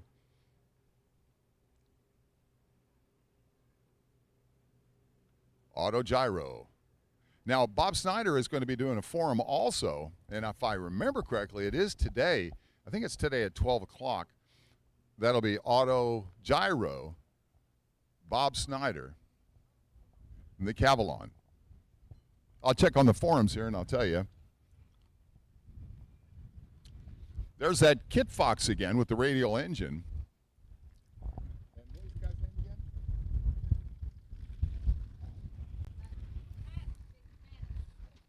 And we believe that's Pat McManus flying that Kit Fox that just landed in front of you, the yellow Kit Fox with the black front radial engine on it. Pat McManus at Kit Fox. Kit Fox, quite popular aircraft. A lot of folks flying the Kit Fox. He's waving to the crowd there. Good-looking aircraft, big Tundra tires.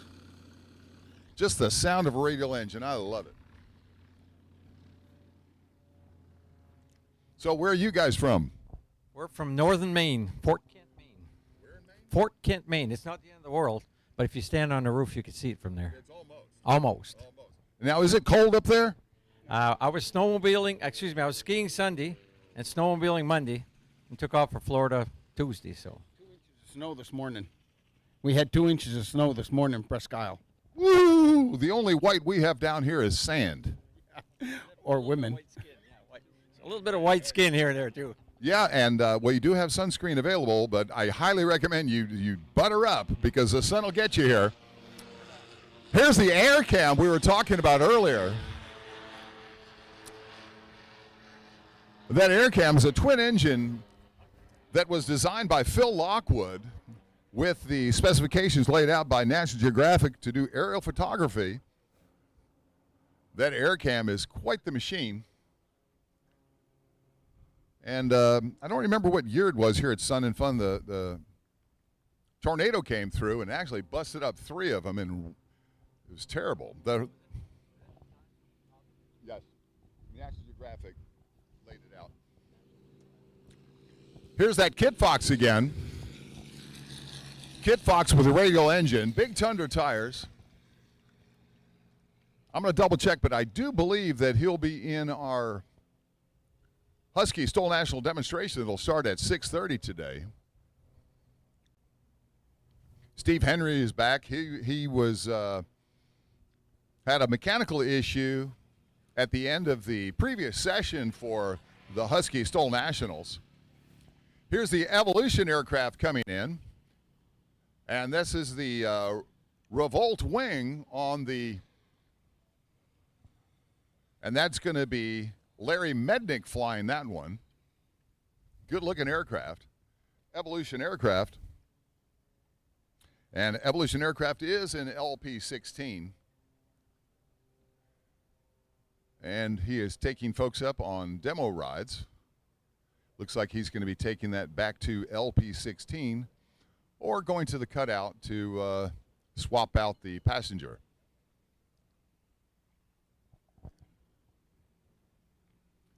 So where are you from, sir? Jupiter, Florida. Florida. And what's your name and what are you here to see? Big John, I'm here to see a Husky. Big John. All right, Big John. You know, why is it that a lot of times when they say, like, Big John, they're not so big? You're not. I don't know. I guess just a song. And then you have Tiny, and Tinies are usually over 300 pounds. That's right. Have you noticed that? Absolutely. That's So you're enjoying life in Jupiter, Florida, and that's where my parents used to live. And we got the folks from Maine that had a lot of snow up there recently. So what do you think about the Florida weather today now that it's warmed up? it's absolutely perfect. It is. It really is nice. The wind has laid down. Thank you very much. The wind has laid down quite a bit. It was very, very windy these last few days, and with a south component to the wind, which made it very, very rotored runway. Now it's got a north component, and I see some skywriting up there. Somebody's skywriting as Bob Snyder in the Auto Gyro Cavalon passes by. Looks like he's going to go ahead and land. He's not passing. He is landing. But the looks like it's SNF. Yes, that's what it is, SNF, written in the sky. And I missed the skywriter actually doing it, but now we can look up and we sure see that SNF just as plain as day. Now, it is upside down and backwards for me, but being I'm Polish, I can read that easily. SNF. Evolution Aircraft, Larry Mednick taking off now.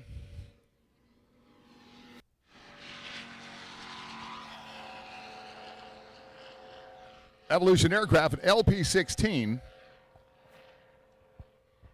His wife, Amy Mednick, is also flying here today. She has the Rev X with the Patriot wing, red, white, and blue, American flag on the wing. And I understand that if you place an order with them, you can get the Patriot edition at no extra charge. And you can fly the flag everywhere you go with Evolution Aircraft.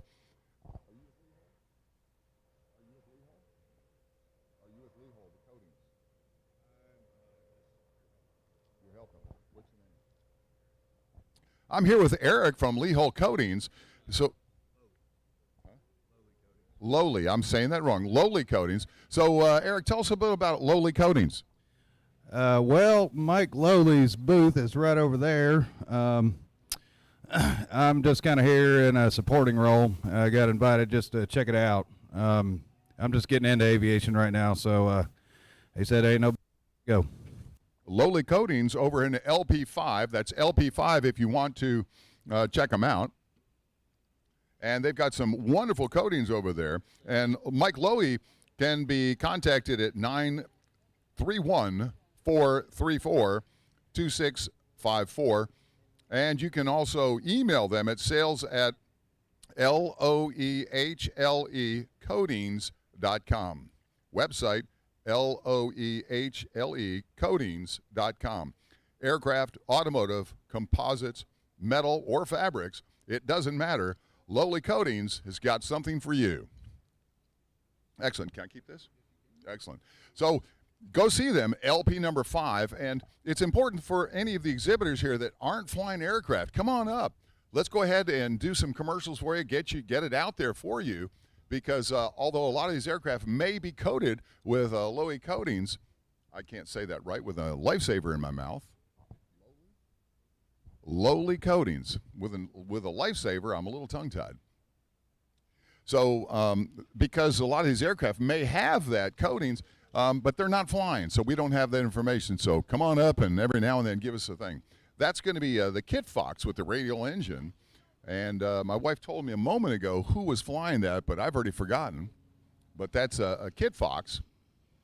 And he's new to the airport today. We didn't see him previously. Thank you very much. I'll keep saying more. And if they want to come up and help, please do. Tell them to come on every now and then. And we'll talk about your coatings, your products. Okay? Kevin who? I haven't seen him yet.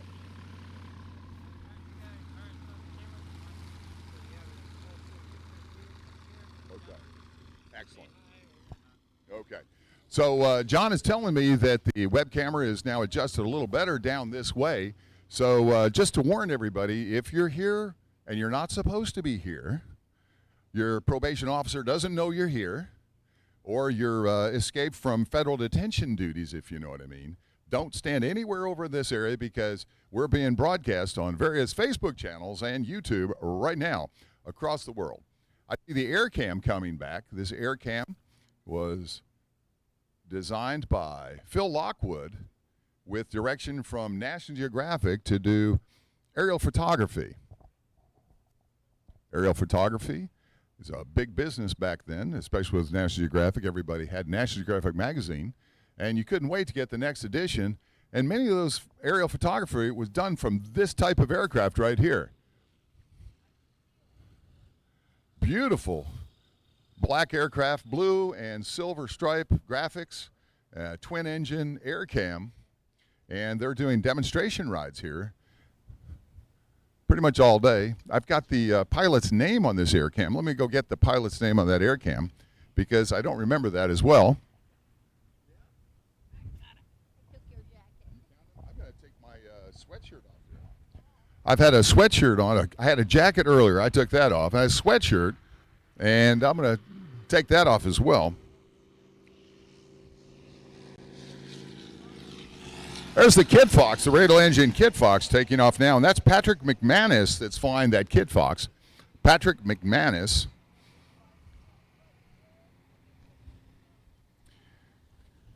And the air cam, fly in comfort and style in the air cam. Twin Rotex engines on that.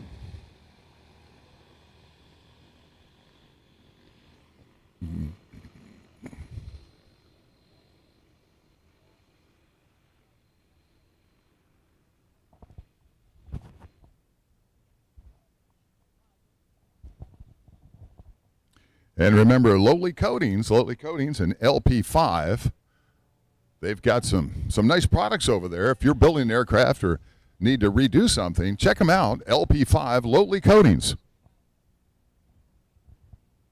Mike Lowly, a nice guy over there. I've talked to him many times. Mike Lowly, and you can call him up at 931-434-2654. That's Mike Lowly and Lowly Coatings in LP number 5.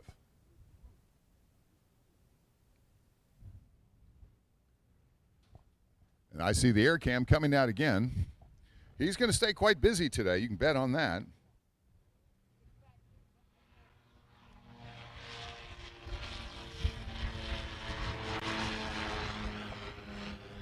And that's some great climb rate on that air cam, twin engine.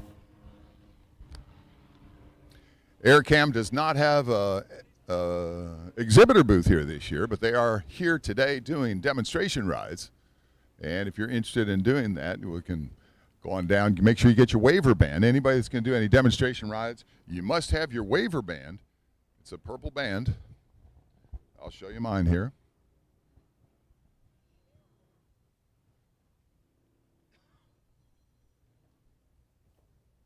So you must have a purple band like this one here. And once you have that waiver band, then you're able to participate in any of the ride-sharing opportunities here at Paradise City. And I can see now Larry Mednick. He'll be swooping in and doing a landing here. And that's Evolution Aircraft. That's the Revolt wing on the Rev X. Evolution Aircraft, Larry Mednick, and they are in LP26. I'm sorry, I said that wrong. They're in 16, LP16. I like help.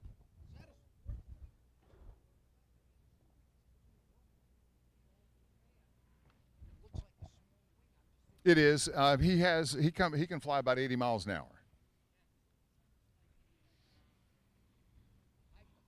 It is high performance. That's going to be Mary Dietrich. Mary Dietrich in the Aeropract A22.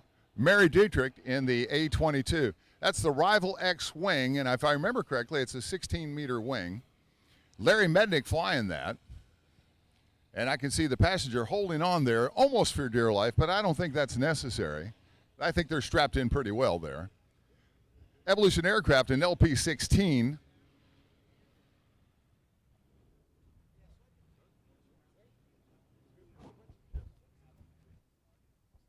All right, so what is your name, sir? Mark. Mark, where are you from, Mark? From Germany. Where in Germany? From Munich, Augsburg, the area. Augsburg. Ich lebe in Deutschland 3 Jahre. It's very nice. Sehr gut. Nabend bit, morgen fit. Morgen fit. Okay, don't know. Drink Bitburger pills at night, feel good in the morning. It's always the beer in Germany what makes it, huh? Hey, hey, hey. Well, that's what I'm talking about. Yeah, I'm just saying. And we used to eat here we go. That's Evolution Aircraft LP-16. Larry Mednick taking off again. So, what was your name again? Mark is asking, when is the Husky Stoll National demonstration going to happen? It starts at 6:30. 6:30. Now, you see some of the guys flying a little bit and practicing right now, but the actual demonstration will commence at 6:30, and that's the Husky Stoll National demonstration here at 6:30. Are you a pilot? Yes, of course, yeah. And what do you fly? PC-12 commercial, huh? PC-12 commercial. Ooh, nice. But also ultralight. So from ultralight, PC-12, PBL, everything, yeah. Well, for ultralight, you're in the right place here at Paradise City. It's the place to be. Yeah, it's pretty cool. It's awesome what you guys do over here. Yeah. Can't imagine in Germany doing something like that. No, they've got all kinds of rules, like the tough rule. TÜV. Is it TÜV? Yeah, of course. And everywhere restrictions. In Germany, you would sit over there. It wouldn't be possible to sit here. It's not even imaginable. And that's the Kit Fox, and Andy McGinnis is flying the Kit Fox right there with the radial engine. That's true. Yeah, it's cool. Pretty cool, huh? Now, also know, too, with ultralights here in the United States that you can fly in any basically private or public field that is not in class airspace. In Germany, you have to be at an airport, don't you? Yeah, of course. It's also the airfields are available, but it's much more restricted, yeah. And they ban you for flying in Switzerland and France and everywhere. It's not accepted as an EASA license. That's a big problem, huh? When you do the German ultralight license. But we raised the weight, for example, to 600 kilogram on some, and then you're legal to fly. Because on the other hand, we are always overweight. Yeah? If you put 2 people in there, always overweight. Yeah? And then they ban you. You land somewhere and they ban you from flying. Then you have to call a taxi. Yes, completely. But it gets better. You know, when I was living over there, we had a saying for that. It's bist du verrückt. Yes, that's correct. Yeah, you're complete stupid. Yeah, that's it. What do you call it? Yeah. Bist du verrückt. Yeah, correct. And we continue. See you later, okay? Okay, we're going to see you later. We will see you at the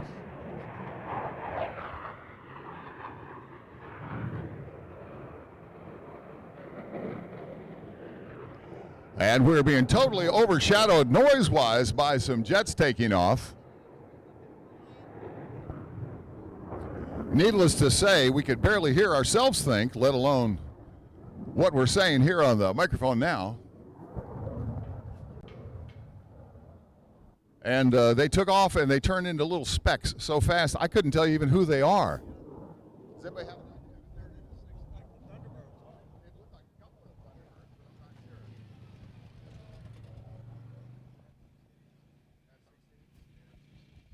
being told that they're probably F-16s. When you're that fast, it's hard to tell, isn't it? Yep, good. Here's the AirCam again. AirCam doing ride sharing. If you're interested in checking out that beautiful aircraft, twin engine, designed by Phil Lockwood with input by National Geographic. Mitch Pennington. Thank you, love. Mitch Pennington is flying that AirCam. Mitch Pennington. I say it a couple times. Hopefully I'll remember. My lovely wife producer gives me the information so I can sound halfway intelligent. Mitch Pennington, AirCam. I love the aviator's hat, too.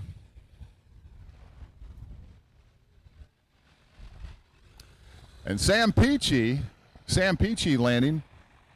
Well, it looks like Mary Dietrich is also in there with Sam this time. I'll have to check that out. Maybe I'm mistaken because I see the magenta A22 coming back out on the runway right now.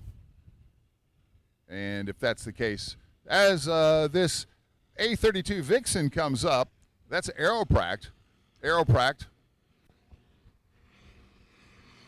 And another one, this is the magenta A22 there.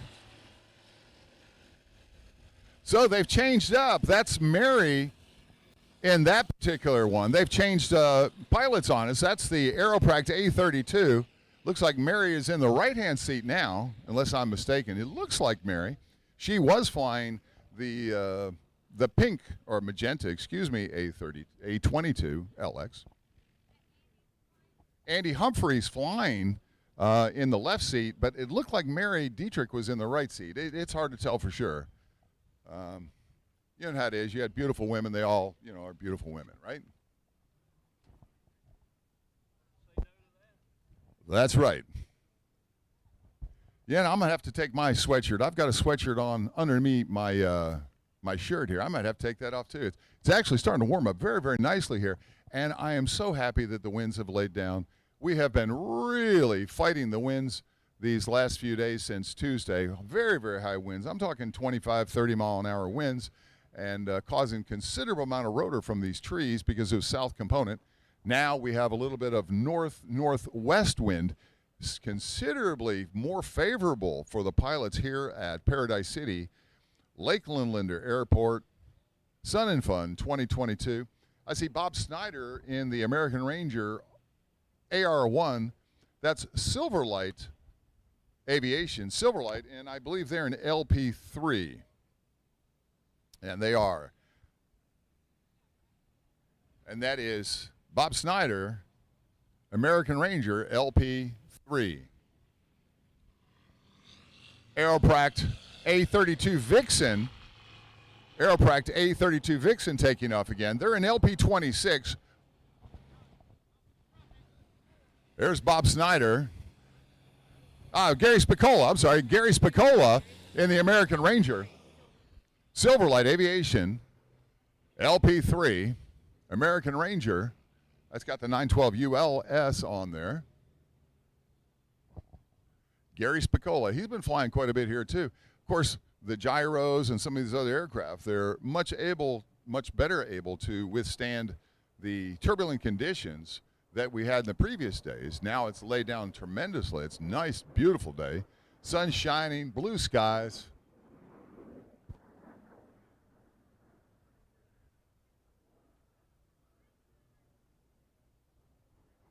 Got some military, looks like F-16s flying around.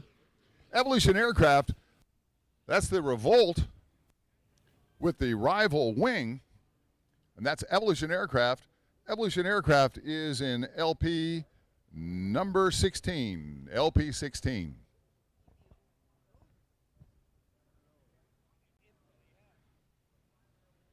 What you got to do, baby? What you doing, Donna?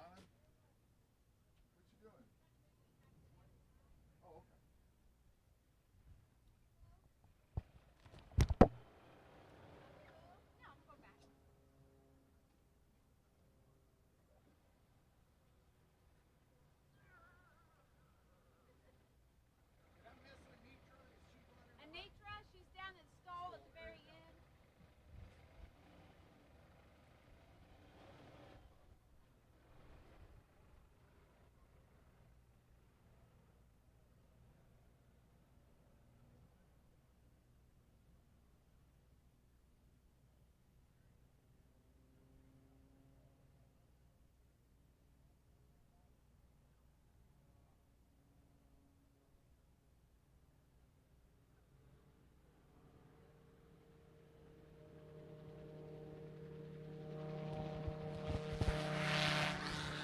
That's Gary Spicola. Gary Spicola, always a crowd pleaser in the Silverlight Aviation American Ranger AR1.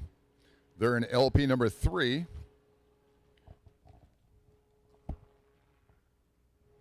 LP3 Silverlight Aviation. You can call them up at 813-786-8290. Silverlight Aviation. They're in LP3, and it's a state-of-the-art gyroplane. I just took mine off, yeah. And it's officially warming up. I took my sweatshirt off, and I had a jacket, my shirt, my fishing shirt, my sweatshirt, and an undershirt, and I've officially taken off my sweatshirt. So things are warming up.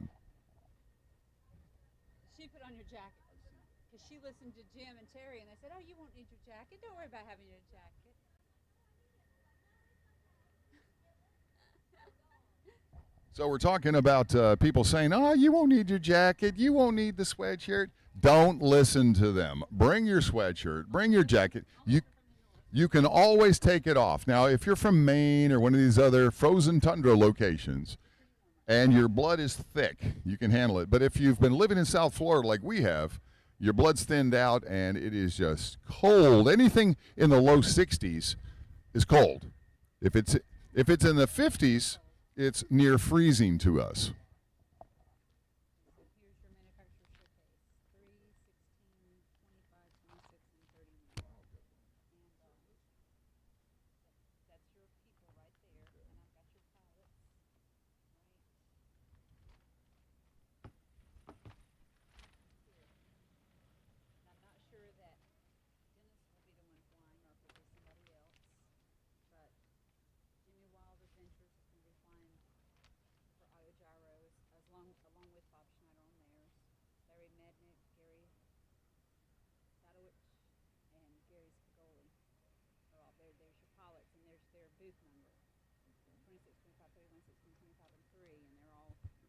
This starts at 11:30? No, that starts at 11:30. 11:45. All right, my lovely wife, producer, has just handed me the lineup for the manufacturer's demo. That's the A32 Vixen that just landed, and we see the A22 Magenta that's taxied by. Both of those are Aeropract in LP26.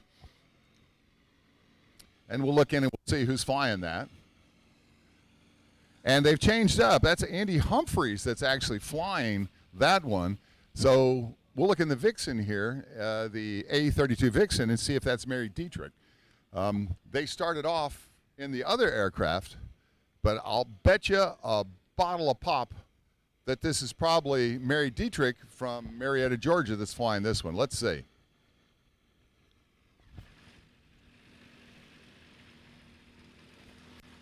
It is. She's in the right seat. Mary Dietrich's in the right seat. So she is in that aircraft. So our manufacturer's demo is now going to take place at 11:45, I think my wife just said. And there's going to be 6 exhibitors in there: Aeropract, Autogyro, Bathawk, Evolution Aircraft, Autogyro, and Silverlight.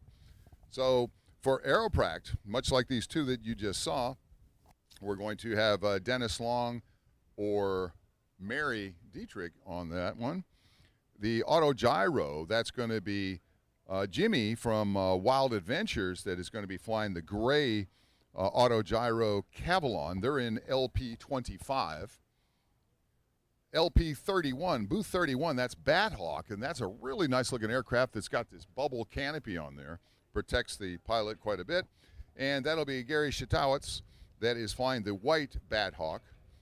And then also an LP16 Evolution aircraft. It's going to be Larry Mednick.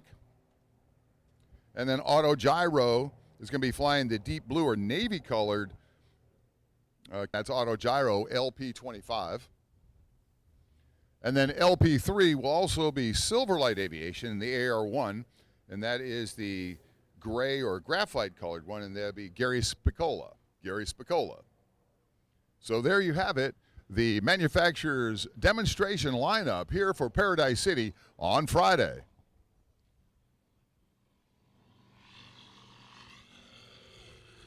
Aeropract A32 Vixen, and it looks like Andy Humphreys and Mary Dietrich.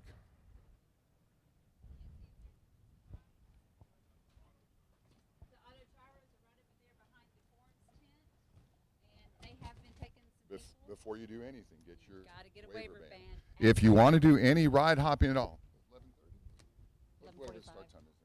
11:30. If you want to do ride hopping, first you must have the purple waiver band. You can get that at the headquarters tent right behind us, but you must have the purple waiver band to even talk to them about getting a ride hop. So that's the purple waiver band. You can get that. Doesn't cost anything. But you have to do that at the headquarters tent right behind us. So we have a number of the exhibitors going to demonstrate their products here at Paradise City Sun and Fun 2022. That'll be Silver Light Aviation, Bat Hawk, Evolution,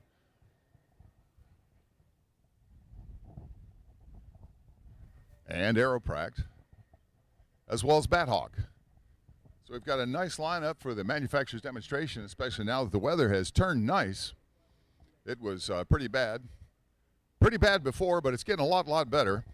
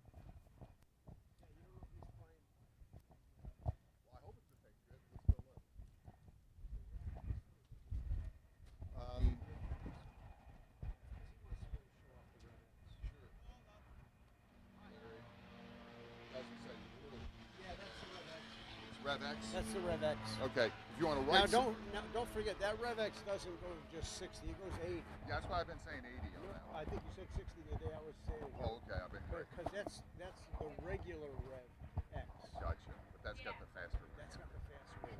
Okay.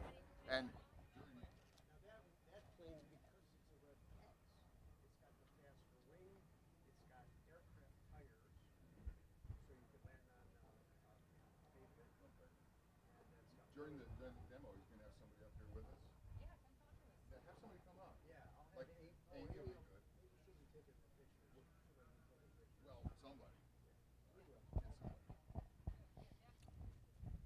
All right, we're here at Paradise City, Sun and Fun 2022, and I just see some cadets just came up from the Civil Air Patrol, and who's in charge?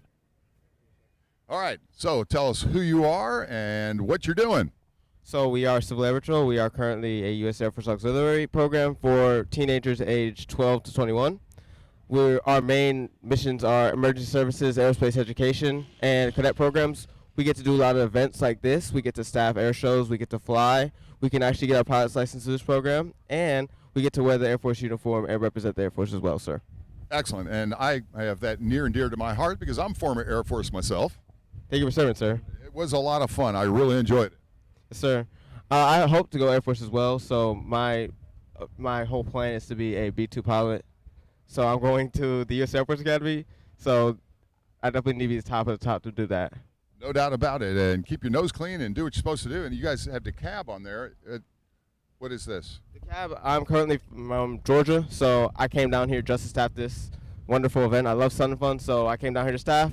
I'm having a great time, but Georgia, I'm a Georgia boy born and raised. I understand. I lived in Lawrenceville for a while. And go Dogs, by the way. Yes, sir. Go Dogs. That's right. So the rest of the folks here, where are they from? All of them are from Florida. You can go around and ask each of them where they're from, but most of them are from Florida. Excellent. So we're going to go through. We're going to ask everybody what your name is and how old you are and where you're from. I am Cadet Staff Sergeant Dewey. I am from the Wesley Chapel Squadron, and I'm 15. Hello, sir. I am Cadet Senior Airman Anderson, and I am from the Zephyr Hills Cadet Squadron, and I'm 15. Good afternoon. I'm Staff Sergeant St. Pierre. I'm from Hernando County Composite Squadron, and I'm 14. Good afternoon. My name is Staff Sergeant Betancourt. I am from Coral Springs Cadet Squadron, and I am 15. Good afternoon. I'm Cadet Senior Airman Hoff. I am from Florida, Orlando Squadron. My name is Cadet Eli Nin, and I'm from the Marion County Composite Squadron. My name is Airman First Class Campbell. I'm from Kissimmee Squadron, and I'm 13. Excellent. One thing is for sure about Civil Air Patrol is youth in aviation. That is the heart and soul of where we're trying to get. If you look around here at Sun and Fun, most of the folks have gray beards like I do. And to be young and in aviation is a great thing. Our son PJ started flying when he was 14. So much like y'all, he's interested in aviation. And I do believe that when you're young in aviation, you get to mature in the correct way so that you know what's important in life and all that. What type of, you said B1 pilot, B2 pilot, sorry. And what particular are you interested on aviation? I am interested in the C-130 most of all. C-17. Fighter jets, sir. Yes, Staff 22. I like fighter jets as well, so. Fighter jets, there you go. I like fighter jets too. C-17. C-17. Cargo aircraft, sir. Oh, I already went, sir. Oh, you already went. Yeah, MAC was big when I was in the Air Force, Military Airlift Command. They were quite active. Pardon? Mobility, that's right. And I see Lieutenant Langford here. Tell us a little something about what's going on here. So we are here for Sun and Fun. Yeah, marshaling, essentially park the aircraft. We detail where people can and cannot go throughout the whole air show. We assist with those members who volunteer here with the Sun and Fun. We have a booth in one of the hangars where you can learn more about Civil Air Patrol if you or your child wants to join, and some of the benefits within. And essentially, it's a learning experience for all of us who are attending all week long this week until Sunday about the various aspects, things you can learn in Civil Air Patrol, if you want to join, how to promote, etc. Excellent. And if somebody was interested in Civil Air Patrol, how would they get involved? It's a great thing. If you're a parent and you want to get your kids involved, or if you're a youngster and you want to get involved, how would they do that? Well, the easy way is you can talk to one of the members who are here, or go online to gocivilairpatrol.com. You put in your zip code, and it'll tell you exactly where the closest squadron to you is.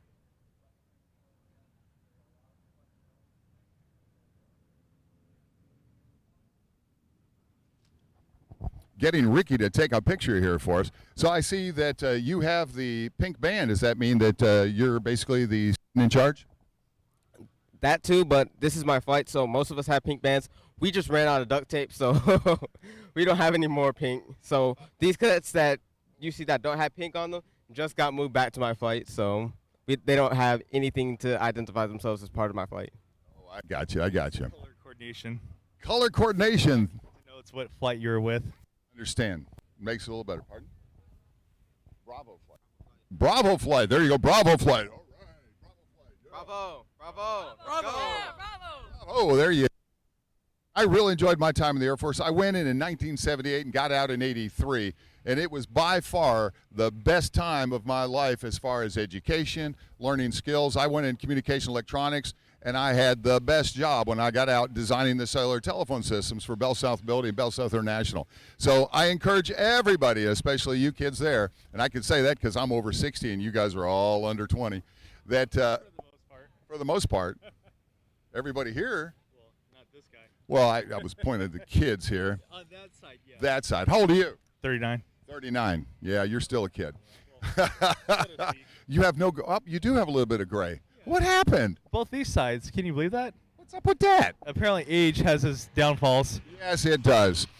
So anyway, I just say, really, it is a great opportunity for parents and for youngsters to get into Civil Air Patrol. It's a great opportunity to not only learn skills, but to find out what you're truly interested in, because in life here, you've got endless possibilities, but until you decide what you really want to pursue, you don't know.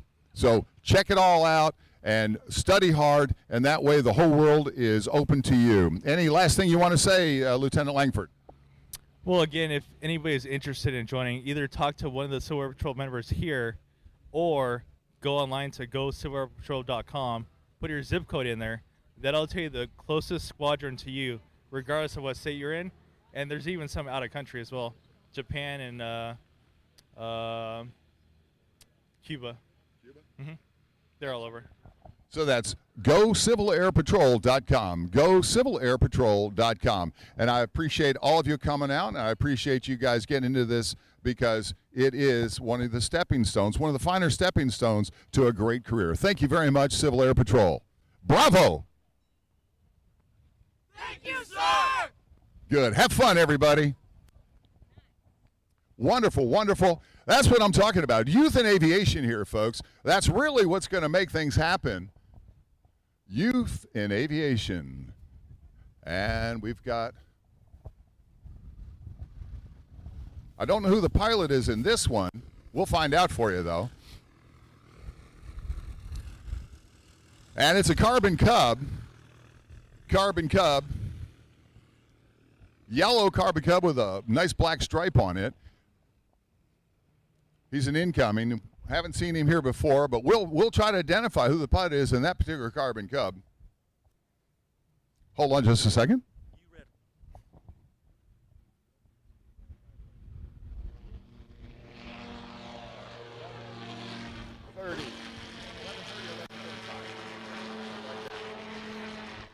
So that's the air cam. Just talk off.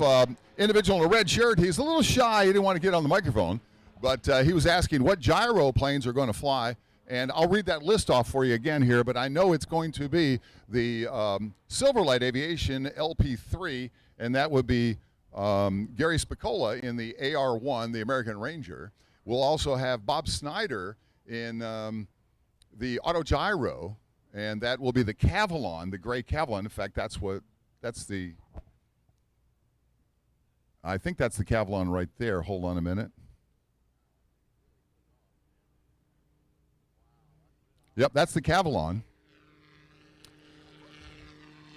Autogyro Cavalon. That's Bob Snyder right there. 912 engine. Fantastic climb rate. You'll see him pull up right there. Look at that. There he goes. Bob Snyder in the Cavalon. And I believe they're in LP3. I'll go check that out. But not only that, but Evolution Aircraft will be flying. Aeropract will be flying in the manufacturer showcase. Manufacturer demonstration.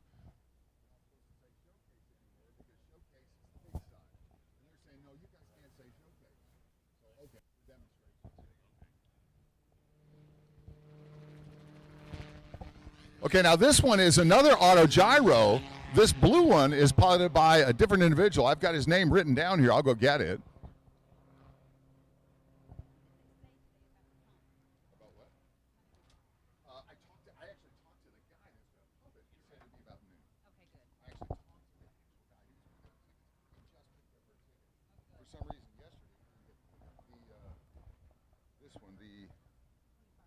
Well, I was going to do the exhibition, the manufacturer demo sheet. Oh, you are good. 11:45. Very good. So 11:45 to 12:45 today will be the manufacturer's, thank you, demonstration. We will have, hey Paul, we'll have the Aeropract, and that'll be Dennis Long, and he'll probably be flying either the orange Vixen.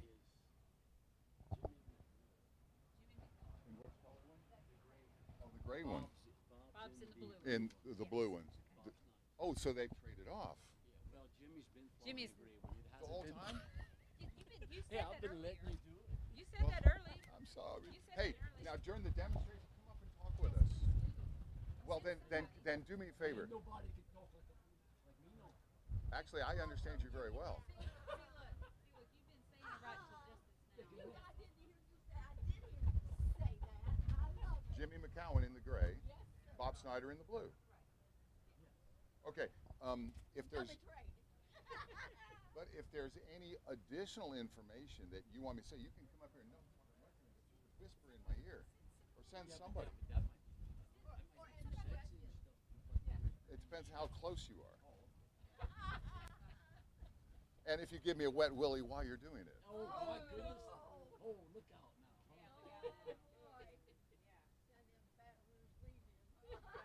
now. from Baton Rouge. We used to, when I was working in Baton Rouge, we used to have a place called Leo's on the real famous restaurant. Leo's on the lake in Baton Rouge. Well, and it was back home. It was like, that was like 30 plus years ago.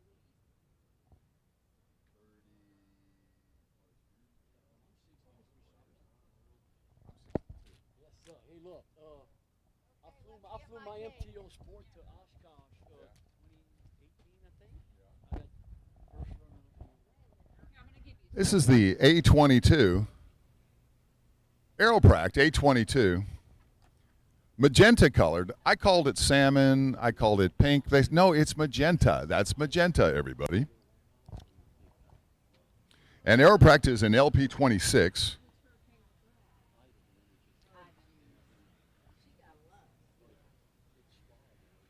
So I just want to make sure everybody knows on that Cavalon, the Autogyro Cavalon, it's Jimmy McCowan that's flying the gray Cavalon, and it's Bob Snyder flying the blue Cavalon. And hopefully we can keep them straight up here because I'm a little tough on telling people when they got a helmet and everything else on. Thank you. Make sure somebody comes up to help me, okay?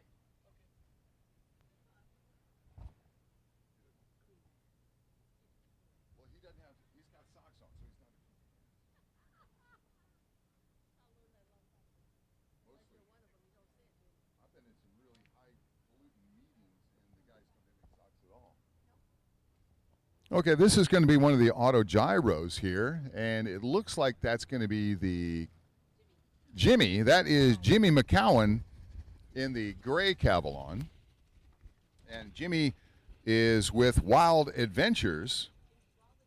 Jimmy's Wild Adventures in Autogyro Cavalon, and that's LP25.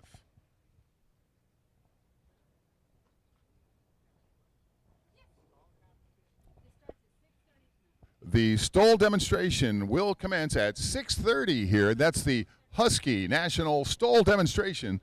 That'll start at 6:30. And, of course, Steve Henry will be here. He's fixed his airplane. His wheel fell off the other day.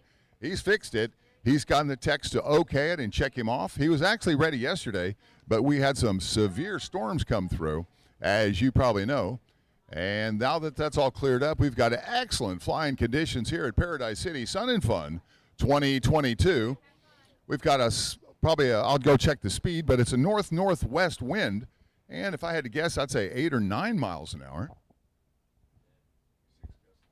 Thank you. 6 miles an hour, gusting 13. So it's very, very favorable conditions. And here's the air cam again. This air cam. I keep forgetting who's flying that. He wrote it down. Mitch Pennington flying that air cam. And that's a beautiful black with blue and silver trim.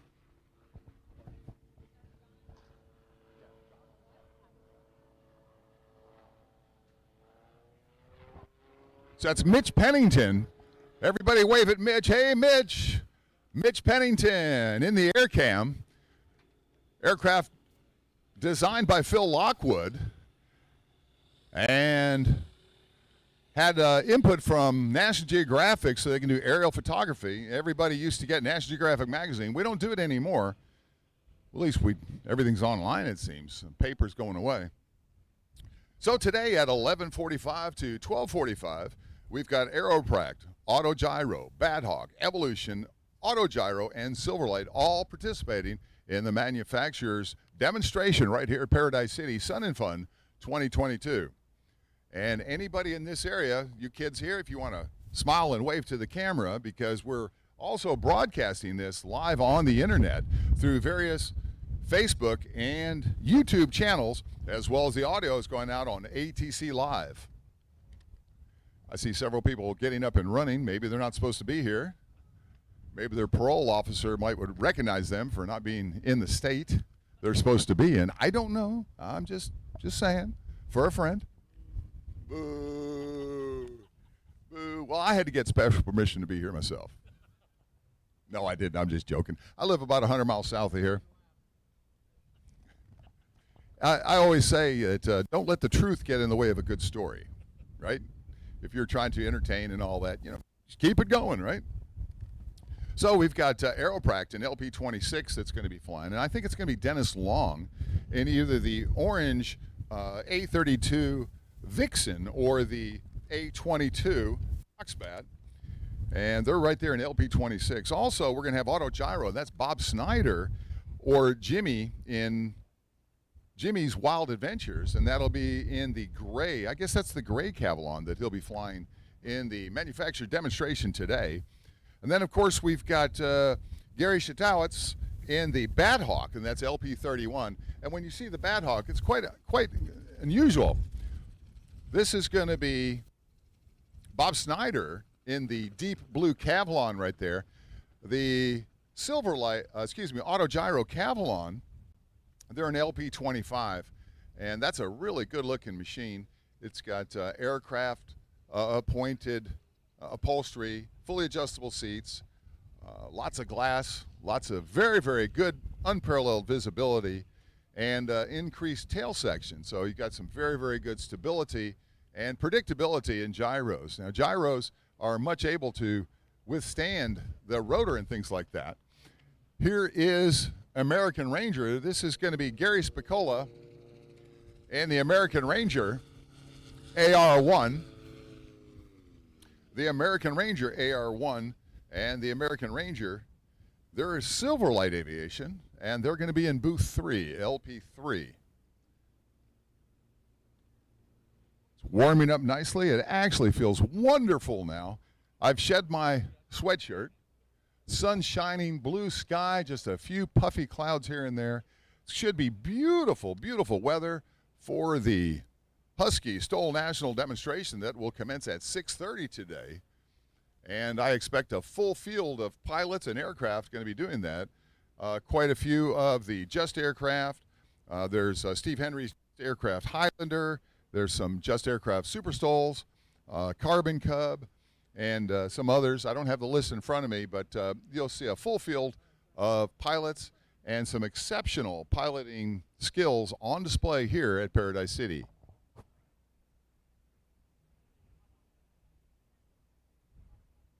What's your name, sir? Joe. You want to say something? Yeah, you do. Absolutely nothing. Joe says he has nothing to say. Do you guys believe that? No. See, nobody believes that, Joe. Joe's walking away. Is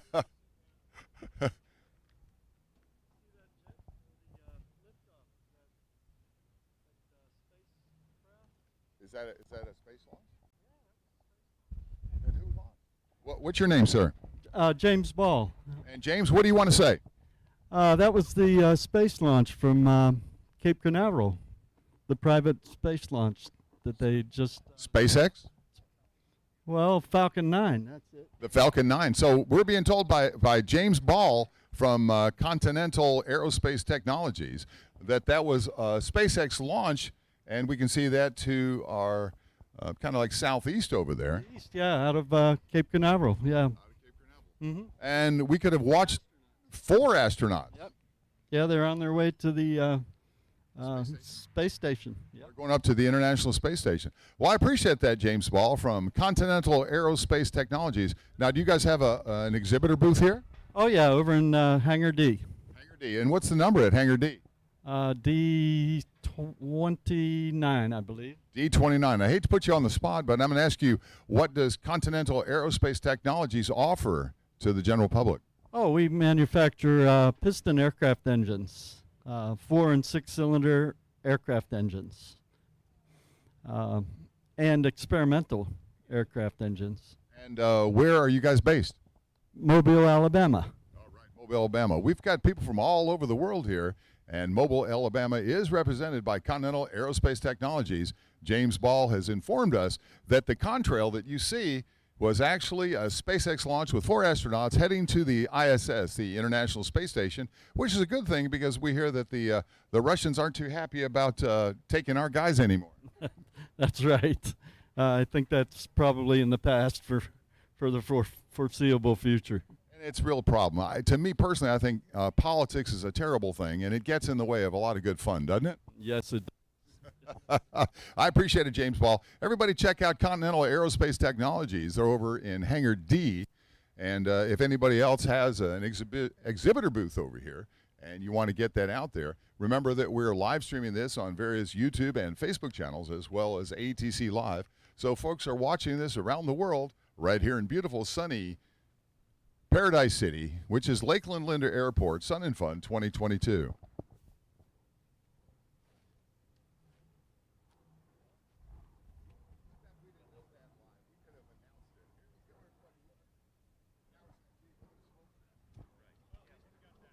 At least we got that. That's true. 4 people. They are.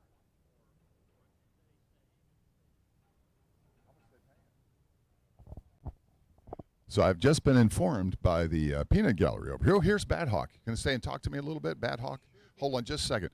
Real quick, the contrailer we just saw was for paid folks that are paid to go up to the International Space Station for 10 days. I didn't know that. That's really neat. So you're Bad Hawk. Now, Bad Hawk, I understand, will be in the manufactured exhibition. You're in LP 31. You're not Gary, are you? No, I'm his father, Sam.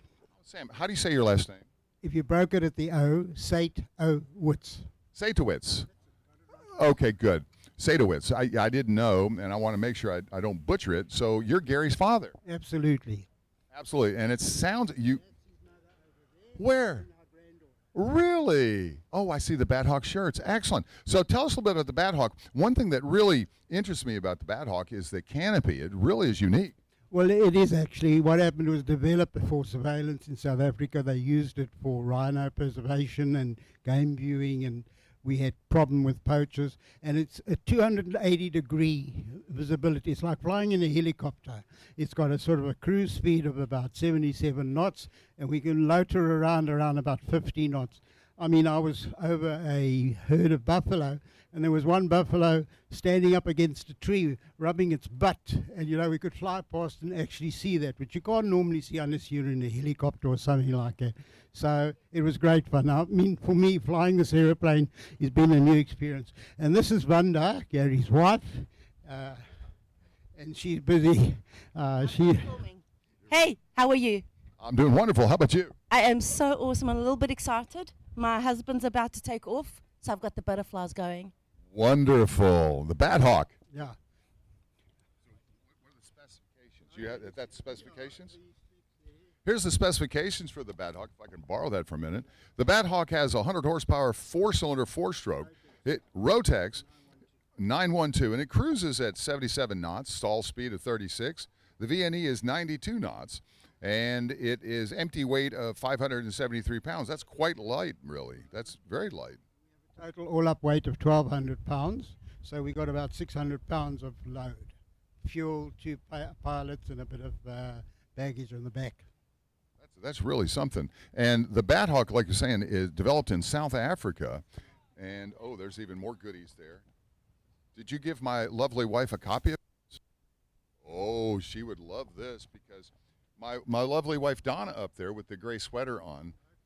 Hey, Donna. She's talking to the other folks up there. But she's the producer here. She's the one that gives me the information to try to make this silly individual sound halfway intelligent. So the Bad Hawk's been designed and developed in South Africa primarily for surveillance and conservation. As we just heard, he was flying around with the 260-degree visibility. He saw a rhino scratching his behind, and not only was it very, very nice for you, but I'm sure it was enjoyable for the rhino as well. So this aircraft was supplied and ready to fly components with the ASTM specifications, build standard regulations, as well as the South African Civil Aviation Type Approval. It features strut bracing, high wing, 2 seats, and side-by-side configuration, open cockpit, as he just said, 260-degree visibility, fixed tricycle landing gear, and a single Rotex engine in tractor configuration. You just said it was 912, correct? The 912. It also has a performance of the Bad Hawk has multiple options, which include widely acclaimed and nothing short of sensational. The big demand for this aircraft is surveillance and conservation industries. The Bat Hawk's propeller up and out of the way reduces the risk of damage to grass, sticks, and stones and sand, making it truly a bush plane. The Bat Hawk's cockpit is very similar to that of a helicopter with, as he just said, excellent forward visibility as well as both sides, and that's 260 degrees, which is really, really nice. The Bat Hawk's airframe is strong and durable, allowing it to be used in many roles. With a second seat available to take significant loads, a number of Bat Hawks are been adapted for use in a wide variety of applications such as game preserve, fence checking, radio telemetry, chemical immobilization of animals, anti-poaching, follow-up patrols, patrolling rivers, and gathering valuable data on crocodiles at the Kruger Scientific Park, the Kruger Park. Wonderful. And this is a little bit different. Yeah, this is a continuation. Okay. We've used it for Aerial topography, spraying, photography, water point monitoring, things like that. And the Bat Hawk here is a high-wing monoplane with a crew of two seated side by side in the underslung tubular frame structure surrounded by a glass fiber composite fairing. Crew members are protected by the weather by a large wraparound windshield, propeller and the engine mounted in tractor position. Yep, same thing. So this is good. If you could please give my wife, and just lay it up there, you hand it to her, she'll make a copy and give you back the originals. That way I can continue to say it. Now, during your demonstration, during the manufacturer demonstration, will one of you all be up here to talk? I mean, what time is the demonstration? The demonstration will be 11:45 to 12:45. I have you down as number 1, 2, 3. You're number 3. Number 3, so that'll be probably 15, 20 minutes after 11:45. Probably so. The Aeropract is going to go before you, and the Auto Gyro that Bob Snyder will be flying. So your son will be actually flying. Gary's going to be flying? Gary will be flying, yes. Say the last name again? Sidovitz. Satovitz. Satovitz. Okay, I just got to make sure I say it right because I don't want to butcher your name. Satovitz. That's right. That's correct. And you're the father. Absolutely. And you're the mother. That I am, yes. I'm Pat. You look like a lovely lady. You're the nice one of the bunch, aren't you?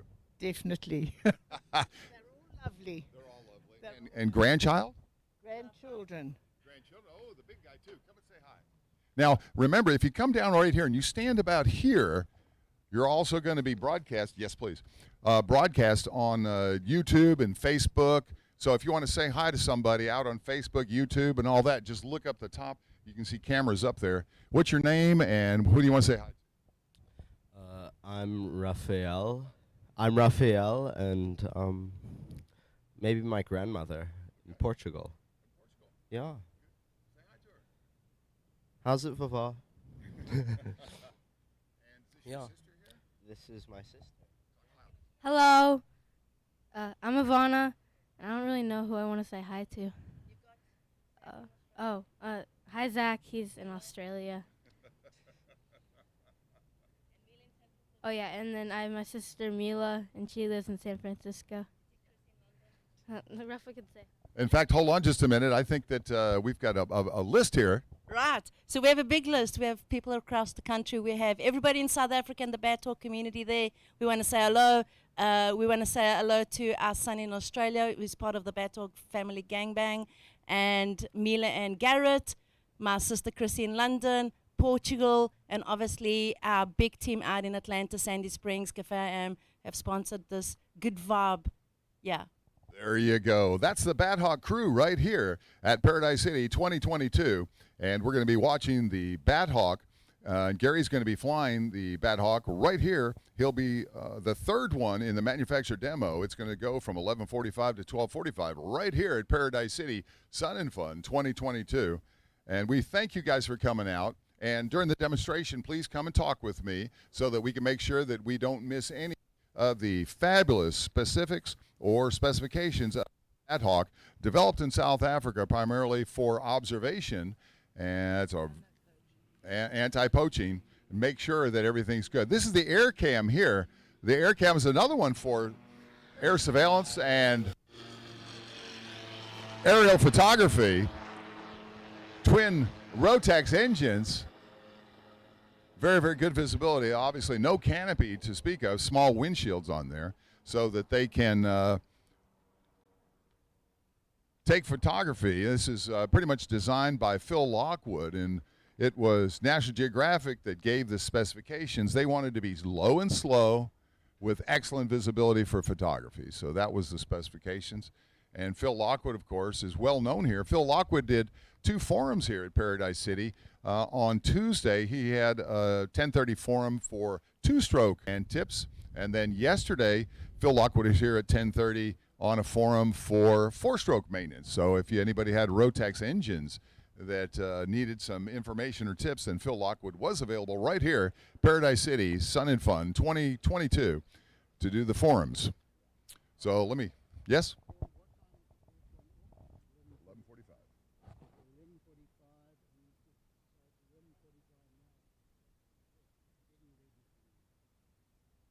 Well, the Aeropack hasn't taken off yet, so. It'll be the see that orange Aeropack over there? It's either the orange or the pink. One of those two will be fine.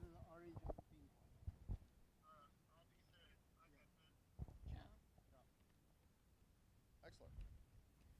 Let me get some water. You're welcome. Thank you very much. That's the Bathawk family, a lovely family from South Africa. They've got all kinds of good information there. I'm going to say hi to Jim Stevenson here. He's eating a sausage egg biscuit, so I'm not going to ask him to say anything right now. That's a terrible thing to do to somebody when they're eating an excellent egg and sausage biscuit.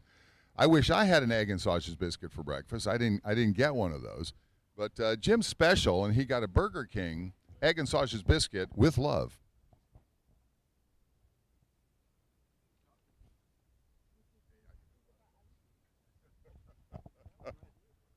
No, I'm good. I'm just joking around. So here at Sun and Fun, Paradise City 2022, we've got a number of activities going on. In fact, let me get the forum schedule for you. At 12 o'clock is going to be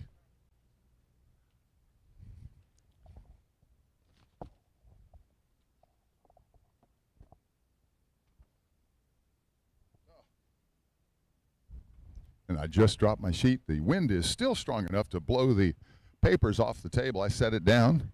I'm going to have to go get it. And I'll let you know what forums are available here, the educational opportunities here at Paradise City.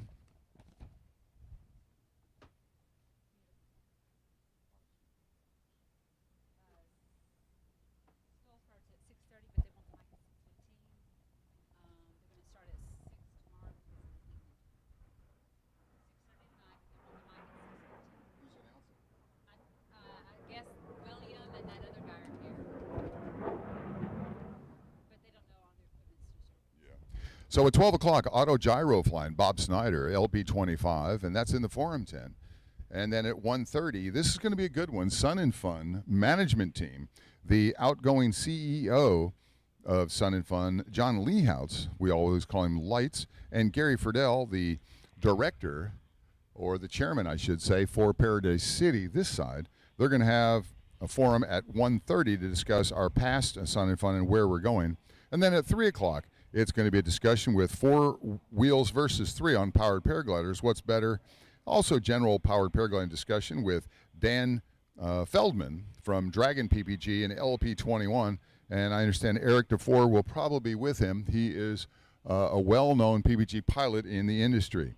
On Saturday, it's going to be Beaverborn and LP19 AirTech, and that will be the technical side of the Quicksilver.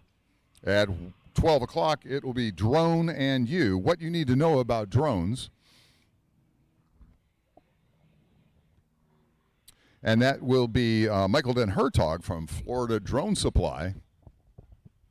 And then at 1:30, it'll be Youth in Aviation, and that's the Lakeland Aero Club, and that will be Aaron Yichya from the Lakeland Aero Club.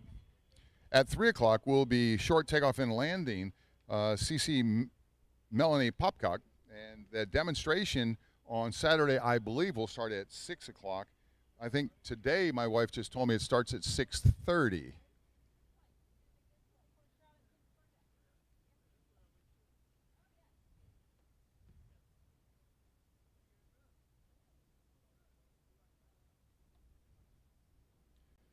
So we've got a number of excellent manufacturers that'll be represented in the manufacturers demonstration here at Paradise City Sun and Fun 2022. And we're looking forward to that start. It's going to be at 11:45. Time is now 11:46, so it should be starting any minute. We've got 7 miles an hour, gusting to 11, and that's out of the northwest. So life is good.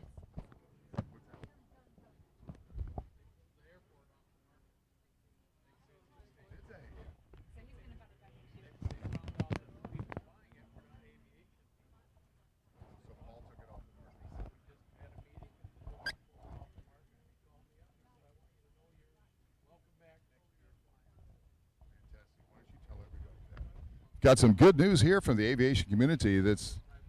I know it's a private airport, but myself and a number of individuals actually have permission to use that airport from the owners. But we're just told that Lake Susie Airport, down about 100 miles south here in Port Charlotte, Florida, it was going to be purchased, and we found out it were non-aviation people, so they nixed the sale, and we are so happy about that. Lake Susie Airport's a great airport. And what's your name and where are you from, sir? Doug Sherman, Tecumseh, Michigan. There you go. Now, is that four-cycle Tecumseh engine originate from there? Yes, it did, but long gone. It is long gone, but it was a good one. Yes, it was. Yes, it was, but no longer. So what are you flying? 912 power chute. Power chute. I like power chute. That's a great PPC, isn't it? Yes, it is. Best out there. Might be the only one almost. Well, I tell you what, it's a really, really good one, and I don't see power chute on our manufacturer demonstration today. I don't know about that, but they're over there. Are we going to see the Airwolf flying some? I have no idea. Yeah, it's been windy, but I really like the Airwolf. That's a nice-looking machine. I'm kind of jealous. I wish I had an Airwolf, but I got to talk to my CFO, the Chief Financial Officer over here. She's got a beautiful smile, but the purse strings are tight. Yes, I'll work on her for you. I appreciate that. I really do appreciate that. That's great news that Lake Susie Airport is off the market. We really love having these private, small airports there. And that runway is 2,600-foot grass strip, which is an amazing, amazing airstrip. It's only about 1 mile north of the highway of I-75 there. And Port Charlotte, with beautiful. You take off and all you see is a lot of sand and water. It's just absolutely gorgeous there. Here's the air cam again.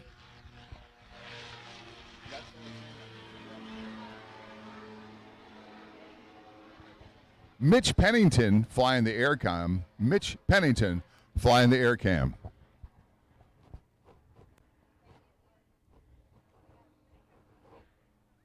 Yep, Manufacturer Showcase should start at any minute. We've been waiting for that.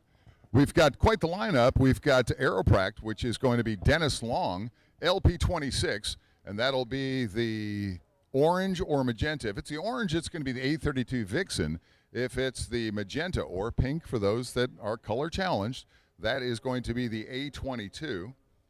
After that, it'll be Jimmy in the Wild Adventures Autogyro in booth LP25, and that'll be the gray Cavalon. After that, we'll have the Bat Hawk. Yay, Bat Hawk. Let's hear it, Bat Hawk. Yay, Bat Hawk. And we'll have Gary flying the Bat Hawk. They're out of South Africa. They're in LP31. Go see them. Great folks. And then after that will be LP16 Evolution Aircraft, and that will be Larry Mednick flying the Revo, I believe, or the Rev X. I think it was the Rev X, he said. I've got it written down on another piece of paper. We'll make sure of that. And then after that will be LP25 Autogyro, and that'll be Bob Snyder in the Autogyro Cavalon. And then, of course, followed up by LP3 Silverlight Aviation. So here we go. This is going to be Evolution Aircraft here. This is the Rival X. And that's the Bumblebee, the yellow Bumblebee. And I've got the specifications for that over here. The Bumblebee. Yep, apparently they're going first. Yeah. Thank you. This is going to be Evolution Aircraft LP-16. Evolution Aircraft LP-16. Hold on a second. And that aircraft itself is the Bumblebee. That's going to be the big gust of wind is blowing us away over here.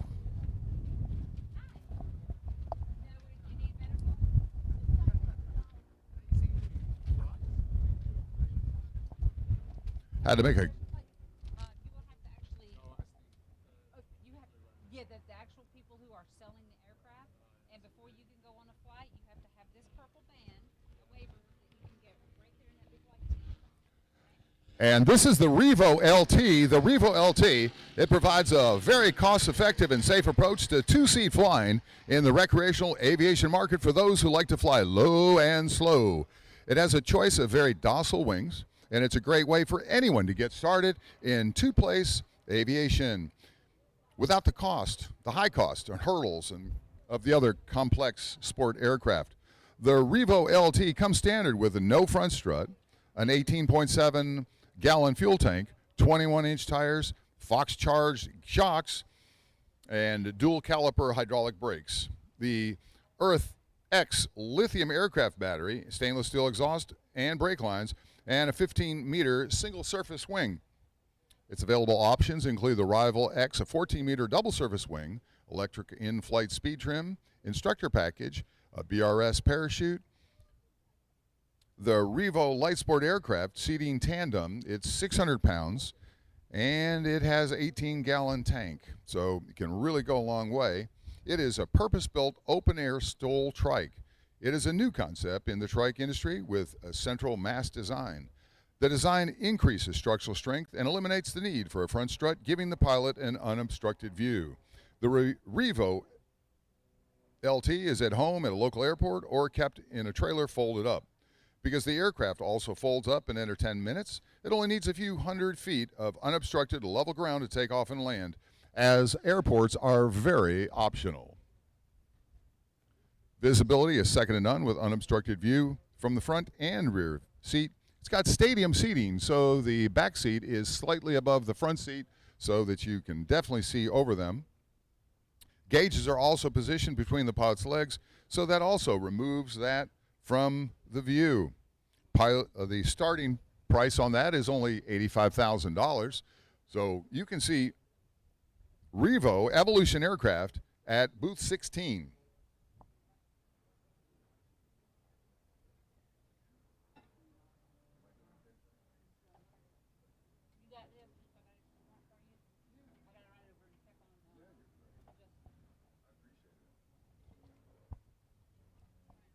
So I don't think that the manufactured demonstrations actually started. If it had, they would have closed the runway and allowed only that one aircraft to go back and forth, and we just didn't see that happen just yet.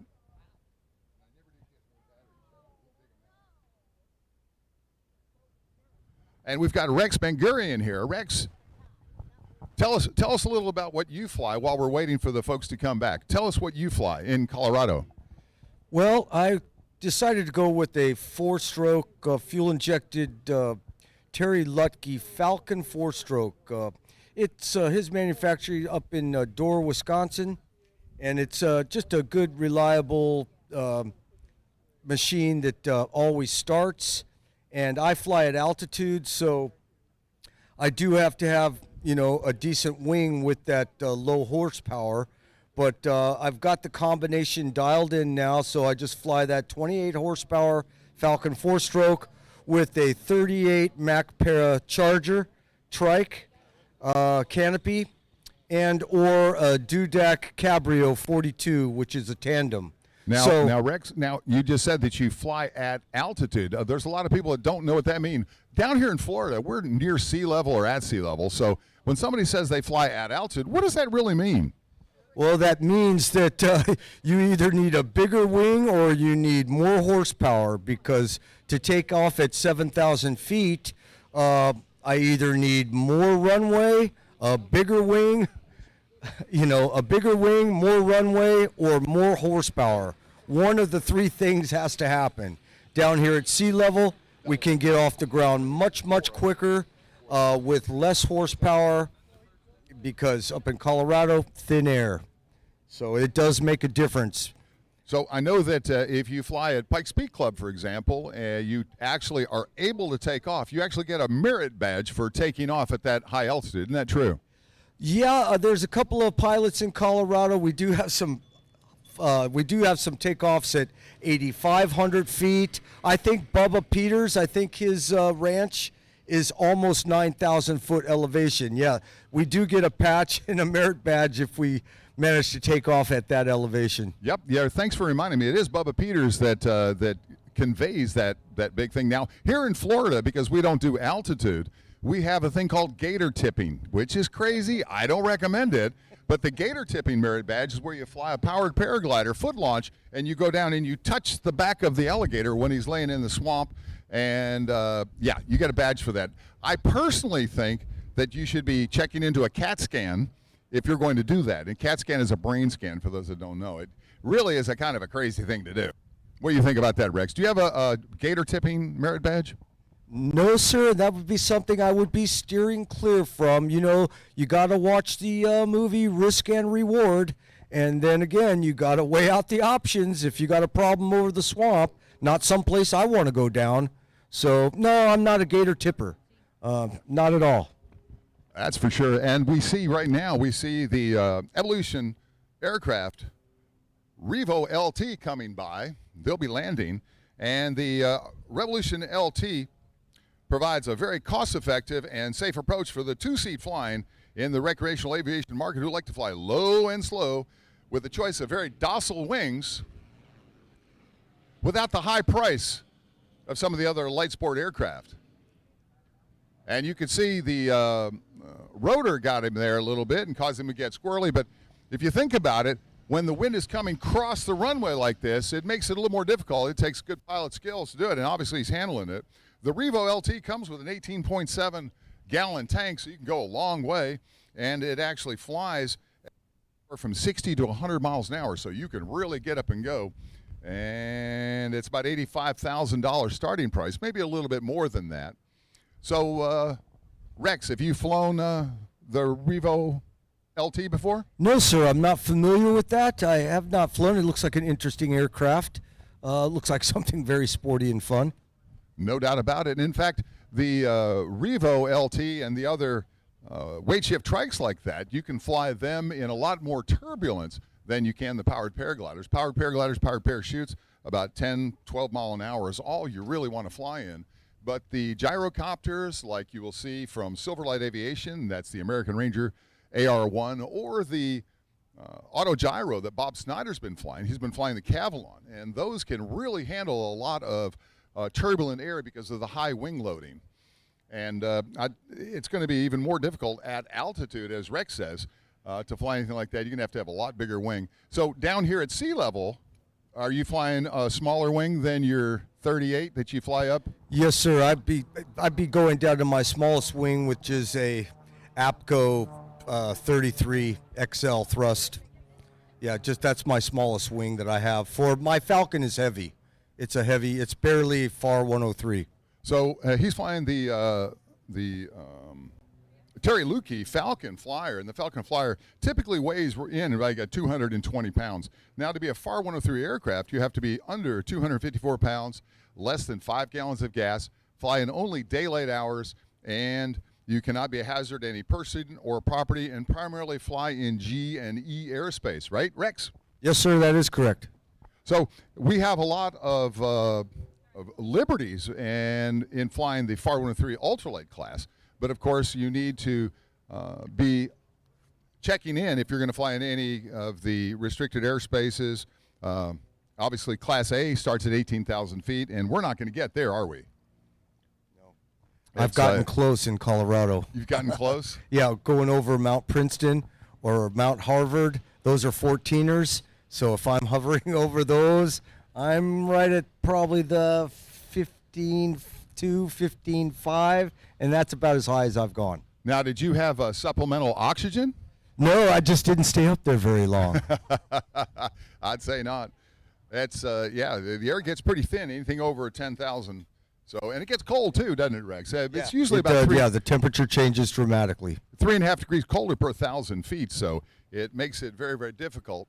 Now, the Terry Lukey Falcon Flyer, I actually have one of those as well in our hangar, and it's a great engine on there. You have the Generac also? Yes, sir. Aren't you still using that for training, or don't you still use that Falcon? I still use it, but I actually retired from active training on Christmas Day. Thank you very much. Okay, he was my coach and trainer, Planet PPG, an outstanding pilot with a tremendous amount of knowledge, and I couldn't have been trained on my trike. Actually, he made me, with my synthetic hip, he made me run and launch and kite and, yeah, all that stuff first. But, yeah, he got me up in the air. So, Rex, you've been flying for a while now, and I know that I don't even remember how long ago it was. How long ago was it that you learned? Well, I purchased that from Terry. It must have been around 2015. 2015. Reverb. Okay. Yeah. So 2015 is when you learned. Wow, that's been a few years ago. So how many flights would you say you've had now? 2022, I'm averaging, now that I have my own property where I can launch every morning if the weather's good, I really enjoy He's counting that. on his fingers and toes right now, everybody. So I'm not, I would say I'm averaging 20 to 30 flights a summer. You don't fly in Colorado in the winter. That's true. And what, an hour of flight, 20 minutes of flight? What's averaging 35 to 45 minutes of flight. 35 to 45 minutes. Now, most of the Terry Lukey PPGs that are out there, they have a 5-gallon tank. I would imagine you also have a 5-gallon tank. That is the maximum allowed by the FAA when you look at the FAR 103 rules. The FAR 103s are very clear. Less than 5 gallons of gas. You fly only in daylight hours. If you have a strobe light visible for 3 nautical miles, you can fly 30 minutes before sunrise, 30 minutes after sunset. And you cannot be a collision hazard to any other aircraft. You have to give the right-of-way to powered aircraft. You have to give the right-of-way to unpowered aircraft. So as you can tell, there's a lot of things going on with the rights. We have to basically stay out of their way. But with a 20-mile-an-hour airspeed, we don't have the maneuverability to get out of their way or the speed. So the best thing to do is just stay out of their way to begin with. And I'm going to have to check with the Air Ops folks and find out why this manufacturer's demonstration hasn't started yet. We would have expected it had. There's a full roster of individuals, and especially the Bat Hawk. We've got a large cheering section for the Bat Hawk here in LP 31 from South Africa. We're definitely waiting for that one. And as soon as it gets going, we'll be letting you know everything there is about it.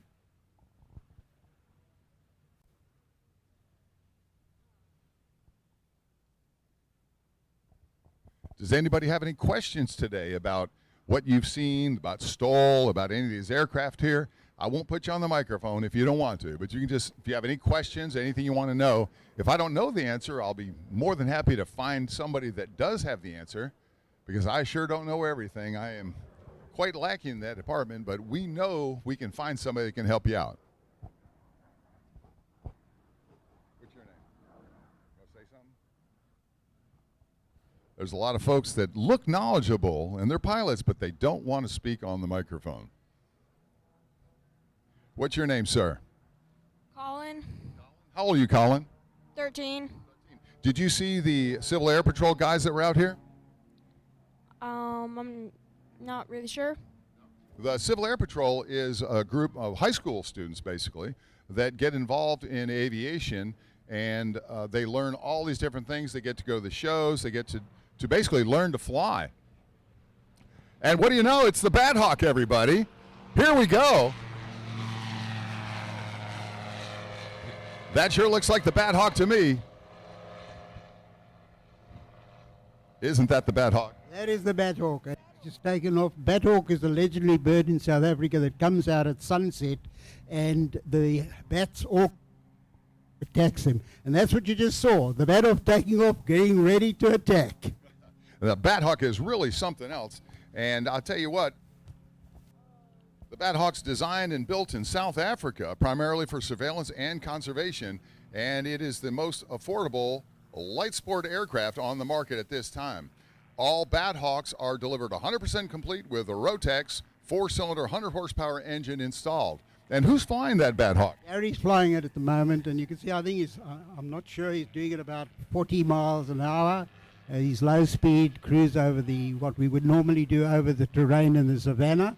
And it's with a 360 degrees view. You can see everything that's on the ground because you're flying slow enough to see what's going on. And Gary's your son, isn't he? That is correct, yeah. We've been flying, I started flying in 1971, and he was in the Air Force in South Africa, and he's been flying since he was 21, which would have been 1990.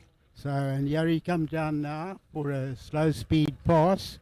There he comes down. He's probably doing about 40 knots at the moment, sort of slow speed now.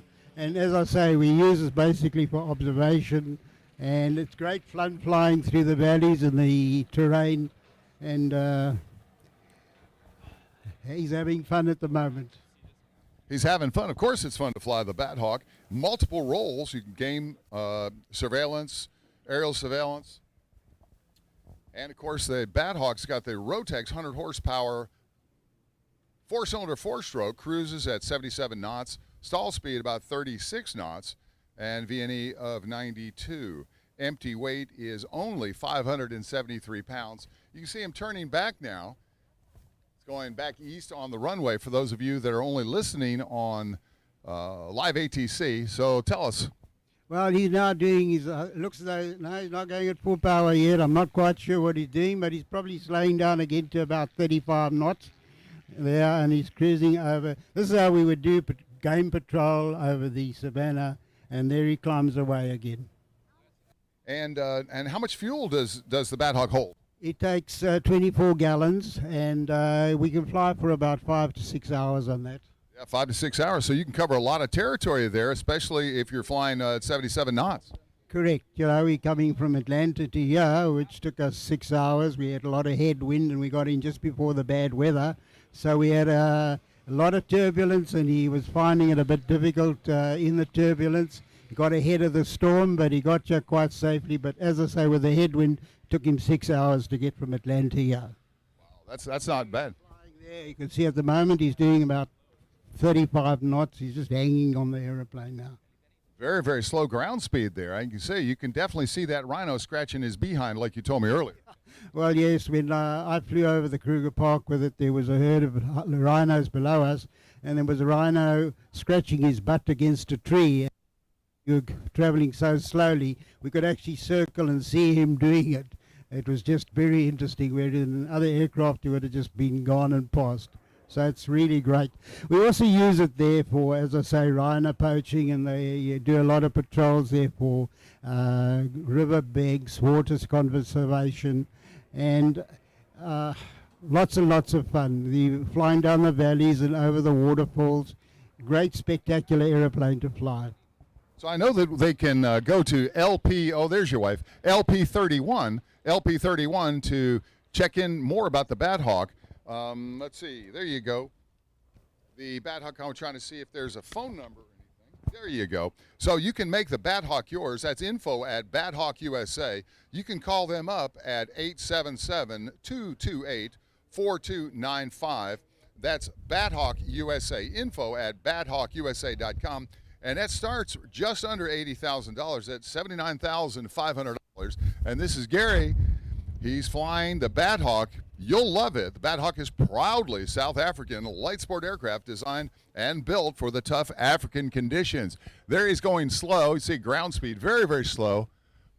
Obviously an excellent, excellent aircraft for aerial surveillance, game preservation, water hole, all that.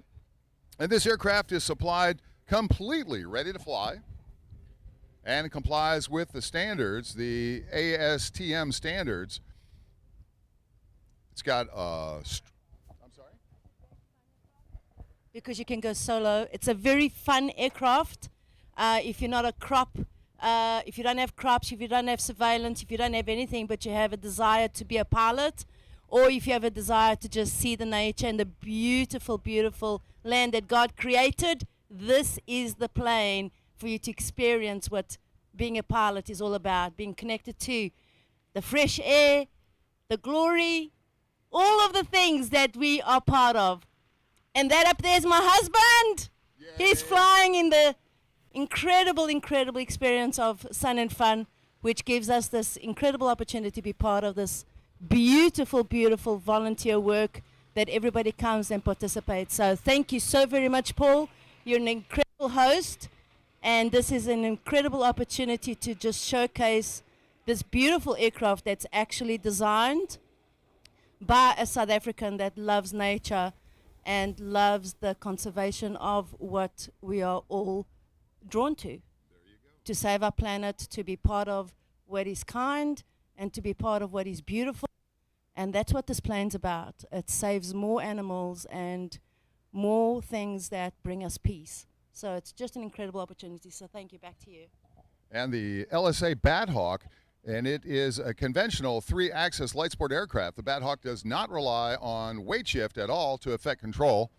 Twin seats are positioned side by side for full dual control, and both crew members are well protected from the weather by an aerodynamic fiberglass pod and a large wraparound windshield. Check that windshield out, everybody. It's beautiful, and you know that they are well protected inside that bubble there. Looks nice. Very, very nice. And he greased that landing perfectly. His wife is very happy. And the performance of the Bat Hawk and its multiple options been widely acclaimed as nothing short of sensational. They're an LP31. That's bathawkusa.com. Info at bathawkusa.com. And you can call them up at 877-228-4295.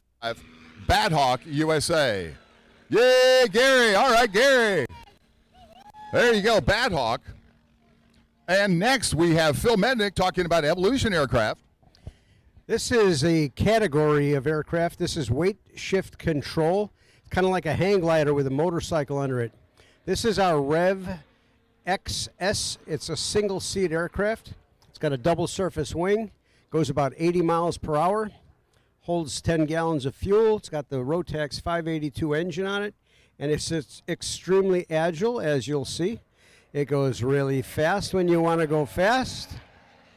And then you'll see how it goes really slow when you want to go slow when he turns it around and does his slope pass.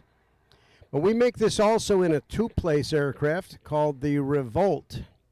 So with the Revolt, it looks pretty similar but much bigger. And there's actually a place for two people to sit in it. But this little one here has an 11 square meter wing, and it also comes in an ultralight version. So with an ultralight, you would get the same aircraft, a little bit bigger wing, a little bit smaller engine, a lot less price, and you'd be able to fly that plane from private property or an airfield with permission without a license. So the Rev itself is an ultralight. Then there's the Rev X, which is a little downgrade from this particular high-performance one. And then we get into the Revolt. I don't know if anybody else has seen that yellow one that has that same type of wing, but that's called the Revo. And that's another one that we make as well out of Zephyr Hills, Florida. We do training. You can get your pilot's license. You can get an endorsement if you're already a pilot right here in Zephyr Hills. So this is my son, Larry Mednick. I think he's got his hands off the wing right now. He does. He's flying it hands off. So you can actually land the plane and take off without even touching that control bar. And when you move that control bar to the right, the plane turns to the left. And when you move the control bar to the left, it turns to the right. You push that bar forward, and the plane will climb. And if you pull that bar in towards your stomach, it'll go down, just like he's doing right now.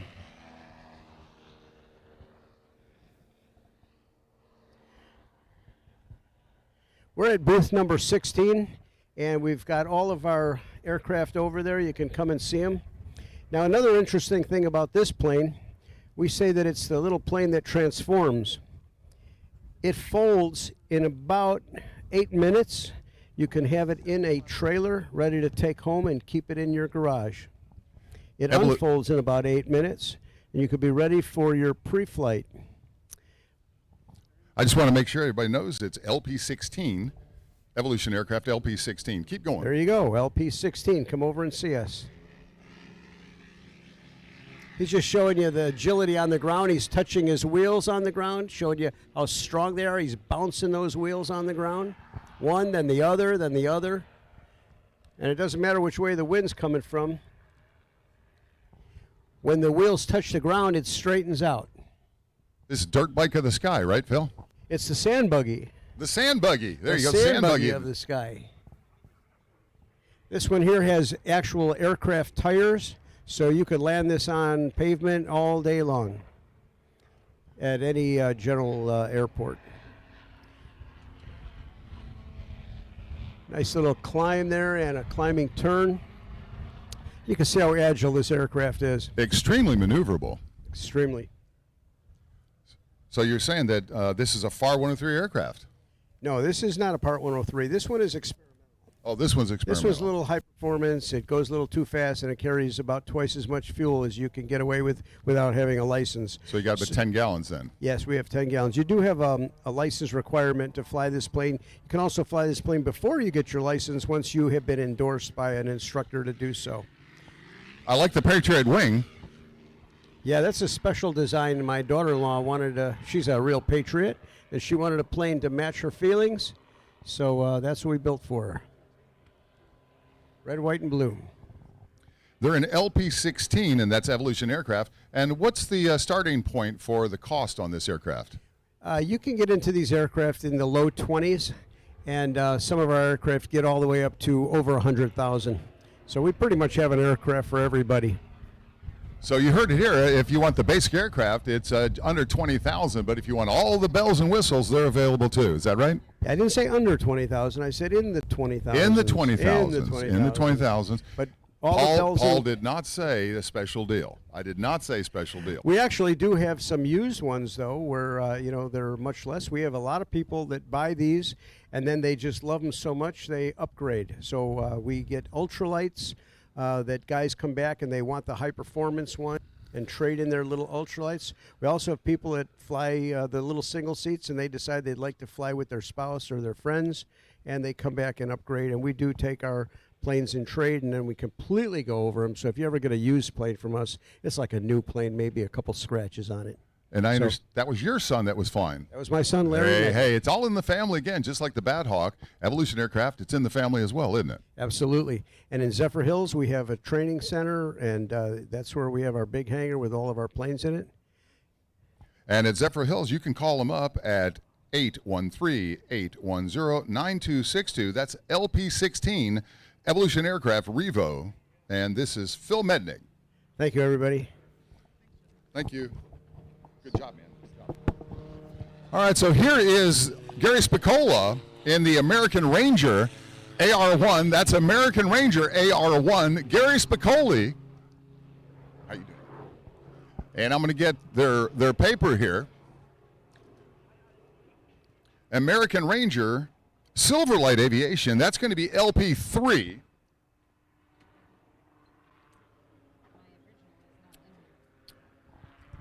The front page. Let me have this one. Specs.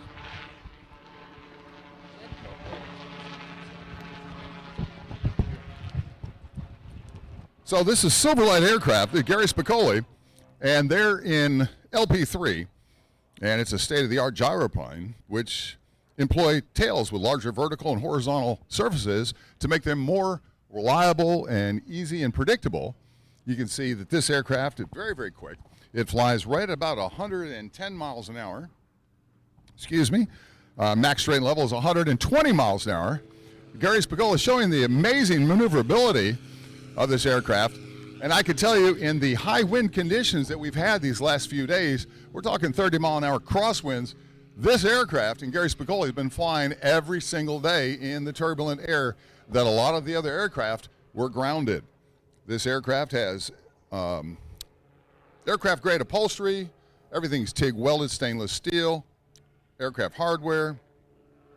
It's got the 912 ULS 100 horsepower, or you get the 914 turbocharged 915. And the empty weight on this is about 650 pounds, depending on which engine, whether it's the 914 or the 912. And you can see him sliding there. Beautiful. Actually going backwards. And that's quite unusual for a gyrocopter. Obviously, Gary Spicola is a highly trained individual. And it looks almost like a helicopter, doesn't it, everybody? The way he's handling that. Something you don't really get to see very much. That's Gary Spicola. They're right here out of Florida, and that's Silverlight Aviation, LP number 3. And people ask, well, what's it like to fly a gyroplane? And the simplest comment, with only a couple exceptions, you fly a gyroplane much like you fly a fixed wing. Use the stick and rudders, although not identically. Your fixed wing skills are highly transferable to flying a gyroplane. And in turbulence, you really cut through. I'll tell you, this thing has really been flying in the turbulent conditions. I can't stress that enough on how much Gary Spicola has been flying this in the turbulent air this week so far here. That's Silverlight Aviation, American Ranger AR1. Did a touch and go here. And I don't know if you know or not, but that top rotor is not powered. The top rotor is not powered. Only the pusher prop is the powered. By them moving forward in the airspeed, that actually turns the top moving rotors, and the faster they go, the faster the top propeller spins. They only use motor to spin that propeller before they actually start moving forward, before launch. And the flight instrumentation includes airspeed indicator, altimeter, VSI, rotor tach. It's got adjustable foot pedals as well, so that different size individuals are accommodated, so the cockpit does not feel cramped or stretched. And it cruises at 105 miles an hour, and like I said, it can go maximum about 120 miles an hour, and that's the UL version of the 912, the ULS version of the 912, or the 914 Rotex engine. Quite spectacular. Gary Spicola out of Florida here, flying the Silverlight Aviation AR1 American Ranger.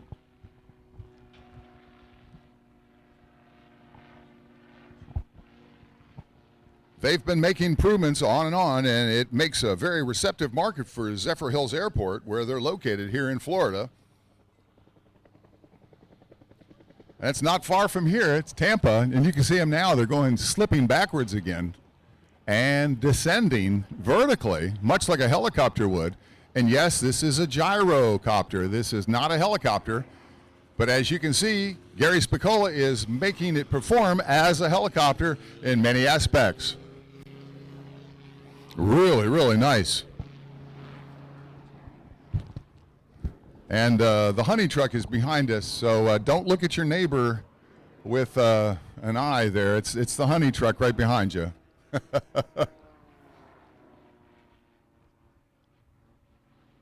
It has mechanical rotor trim control and rotor brake, and control sticks with a push-to-talk switch and rotor trim control. That's Silverlight Aviation, Gary Spicola, and LP3 right from Zephyr Hills, Florida, just down the street, very near here. And we'll see who's up next. So far, we've had the Bat Hawk, Evolution, and now Silverlight. We'll see who's next.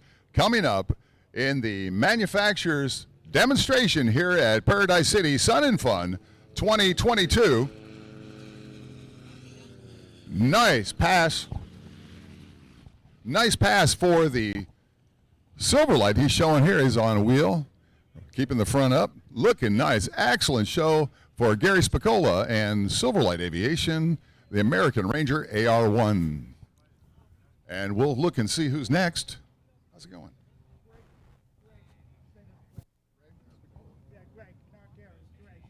Oh, I said Gary a couple times. It's Greg Spicola. I knew that. He's been flying all week. Oh, I'm sorry. I'm glad to be corrected. What's your name? Rob Allwright. Rob Allwright has just corrected me. Apparently, yeah, a long time. It's Greg Spicola. And if I said Gary, thank you for the correction. I frequently make mistakes, and I like to be corrected because, that's what I do. All right, it looks like that this is going to be the Kavlon, the Autogyro Kavlon. It's not Bob Snyder, who usually flies it. This is somebody different. Autogyro Kavlon. This is Jimmy. I don't remember Jimmy's last name. The Autokavlon? Jimmy. It's on the little pilot sheet. McEwen? McEwen, I think. Oh, it's on this one right here. Yeah. Jimmy Wild Adventures. Oh, it doesn't say his last name. I've got his name. So this is going to be the Autogyro Kavlon, and it's Jimmy McEwen, I think. We're going to double check the name on that. McEwen. Jimmy McEwen, and he's got Jimmy's Wild Adventures Autogyro Kavlon, and this is the gray one, and this is going to be booth 25. And here we go. We got a representative from Autogyro right here. Let's talk about it. Let's talk about the Autogyro. Ladies and gentlemen, let's introduce the Autogyro Kavlon. Rotax 914 powered, one of the safest aircraft in the world. We're celebrating our 99-year anniversary of gyroplane technology. Next year is the 100-year anniversary. And you're in booth 25, LP 25. That's correct, right over here. So this aircraft here is our cross-country cruiser, two-seat side-by-side. Cruises anywhere between 100 and 115 miles an hour for a good old 5.5 gallons per hour fuel burn. It's one of the most stable aircraft in the world. It'll fly in up to 40 knots of wind is what it's certified for. So everyone is grounded here, we're out smiling. That's what we do. The doors take about 30 seconds to take off, so you can give an open cockpit ride any day. And Jimmy right now is showing us the slow speed characteristics. We're capable of descending vertically at 0 miles per hour airspeed or even backwards. So we can descend it and then actually back it up and land. And Jimmy here is just showing us how slow the aircraft can fly. And you also have the MTO Sport and the Kalidas in addition, don't you? That's right. So we have a couple other models available. We've got open cockpit, front and back seat, and we've also got front and back seat with an enclosed cockpit. So Jimmy here is just flying a controlled flight. This is our normal slow speed, and whenever we have about 20 to 30 miles an hour wind, we can just hang out right over where we're looking at. And that's impressive right there. I'll tell you, that's impressive. He's holding it too, isn't he? That's right. You can tell. I think I can see his smile on his face right now. You can bet on that. And what does this cost? I believe it's right at $85,000. Is that right? Yeah, we're going to get a used one. So right now you've got two options. You can get one that's factory. It's the only type certified gyrocopter in the world that comes from the factory in Germany, and it's costs right around $169 for that one. Then you've got the experimental kit version as well, and we always recommend that for a lot of our more creative folks, because we can modify it. And personally, I just got one about 3 weeks ago, and I'm putting Garmin G3X's 10 inches on both sides and a 7 in the middle. So it's we basically make it an IFR helicopter cockpit, even though we don't want to fly in the clouds, but it's for safety. Because we know this aircraft is a cross-country capable machine, so we want to make sure everyone's safe. That's our goal. It should be the safest general aviation aircraft that exists. Again, next year is our 100-year anniversary of gyroplane technology. This is where helicopters came from. And we know that Autogyro is a worldwide leader in gyroplane production with over 3,000 aircraft out there in the fleet. And Autogyro USA is the official U.S. importer for Autogyro aircraft. That's correct. And these aircraft, they're designed to last for a very long time. We expect these aircraft to last 10, 20, 30 years as long as you take care of them. The components, the engine is a TBO of 2,000 hours, rotor system 2,500 hours. So it lasts for quite a long time. And when you need to replace the rotors after 2,500 hours, $5,000. There's no other rotorcraft like it. It's very affordable. Costs us around $25 an hour to fly this thing. $25 an hour? $25 an hour. That's our direct operating cost. That is a low number, everybody. That's a low number. There's no other rotorcraft you can operate for such an efficient price. Do you hear that, honey? I could afford that. Yeah, Jimmy's just having a little bit of fun. This is what we do. And I understand if you want to build one of these, you can build one. Is that true? That's correct. You can build one. And we just, I ordered another one today. I'm going to send it out to my place in Hawaii. And this one here is Jimmy's. I just ordered one just like it. We got it 3 weeks ago, and we flew it from Arkansas to California. And it took us just a few days, and let me tell you, it was a fun few days.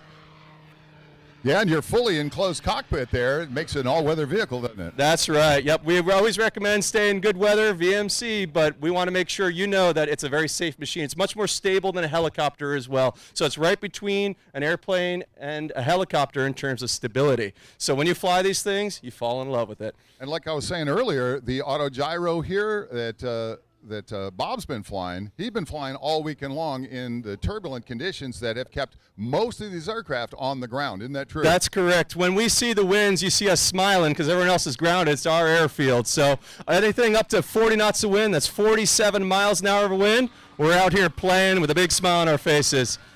And I'll tell you, I really love the shark's teeth on the front. That Absolutely. Makes it look nice. The aircraft has style, so it's important to show it. No doubt about it. And aircraft pointed seats, very, very nice interior. I urge everybody to go by and look at the booth, and you can see how nice this auto gyro Cavalon is. That's correct. And this aircraft is always auto-rotating, so in case you did something silly like run out of gas, we're already all rotating. That's where it's home. So every landing is simulated engine failure for us, and it's a very docile machine to land in any realm. And how can people get in contact with Auto Gyro? Well, the best way to do it is just come visit us right over here. We're about 100 yards right over here, and we'd be happy to show you all the fun models. And again, it's one of the most fun and safe machines you can get. Booth number and website. Website is auto-gyro.com and autogyrousa.com. And again, we're all over social media, and again, the booth is right over here behind you, so it's really easy to find. Want to make sure everybody at home know, because we're broadcasting this on numerous YouTube and Facebook channels as well as ATC Live. Excellent. So we really thank Auto Gyro for being here and having a good show. Wonderful. Thank you very much, everyone. Come join us. You take care and have fun. Thank you much. You're welcome. It, have fun. I'm Anytime. James, by the way. I'm Paul Czarnecki. Hey, Paul. Nice to meet you, man. Nice to meet you, too. Yeah, cool. I'm an air show aerobatic guy.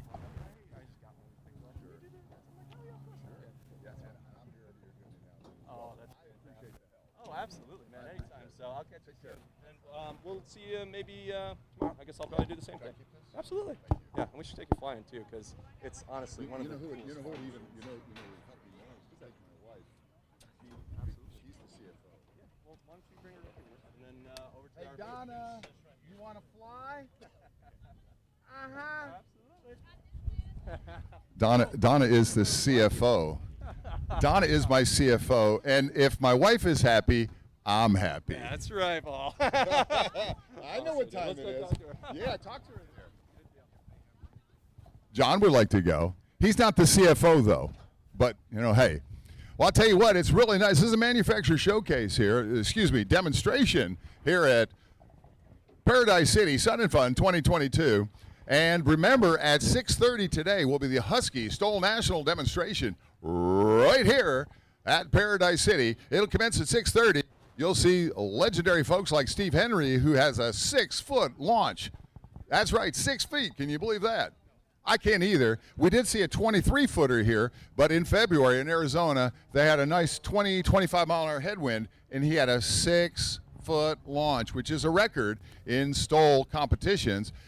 Here is not a competition. It's going to be a demonstration. They're not going to keep score. They're not going to say who wins. Well, they might tell us.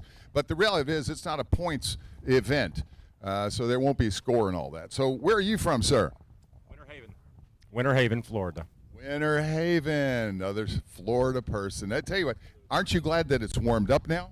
Absolutely. It was cold this morning, wasn't it? Freezing. Have the fireplace on.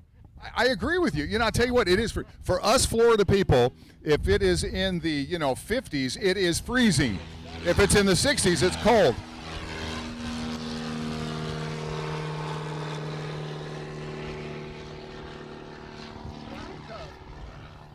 Carbon Cub, I don't know who's flying that. I think that's probably a departure. Oh, excuse me, my lovely wife, who is our producer, just told me that's registered to the FAA. So that's a government vehicle. Thank you, Donna. That's a government vehicle, registered to the FAA, Carbon Cub. So it looks like that concludes our manufacturer's demonstration here at Paradise City Sun and Fun 2022. I'm going to take a quick break and get some water. Unless anybody has any questions about what's going on either later or now. Is everybody happy? All right, that's it for now. Thank you very much. You guys take care and have fun. Great job. Thank you. Oh, hey, we've got the air show demo lineup. Starts at 6:30, so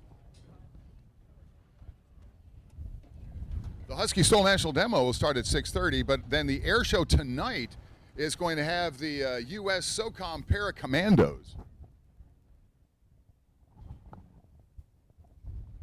And obviously those are parachute guys. They jump out. It's interesting. The other night we saw them jump out, and the plane was not lit at all. And then all of a sudden you see the sparklers and the flares and everything going off from the parachute guys. After that, we're going to have Gene McNeely, and we're going to have T6 Texans in that, and Chi Pitts is going to be doing a Pitt SIS, Patty Wagstaff, Jim Peets, an A-10 Warthog, and a Thunderbolt. They're going to do a heritage flight. Excuse me, I think that P-51 Mustang will be flying with that A-10. It doesn't say it here, but that's, I believe, what I had read earlier.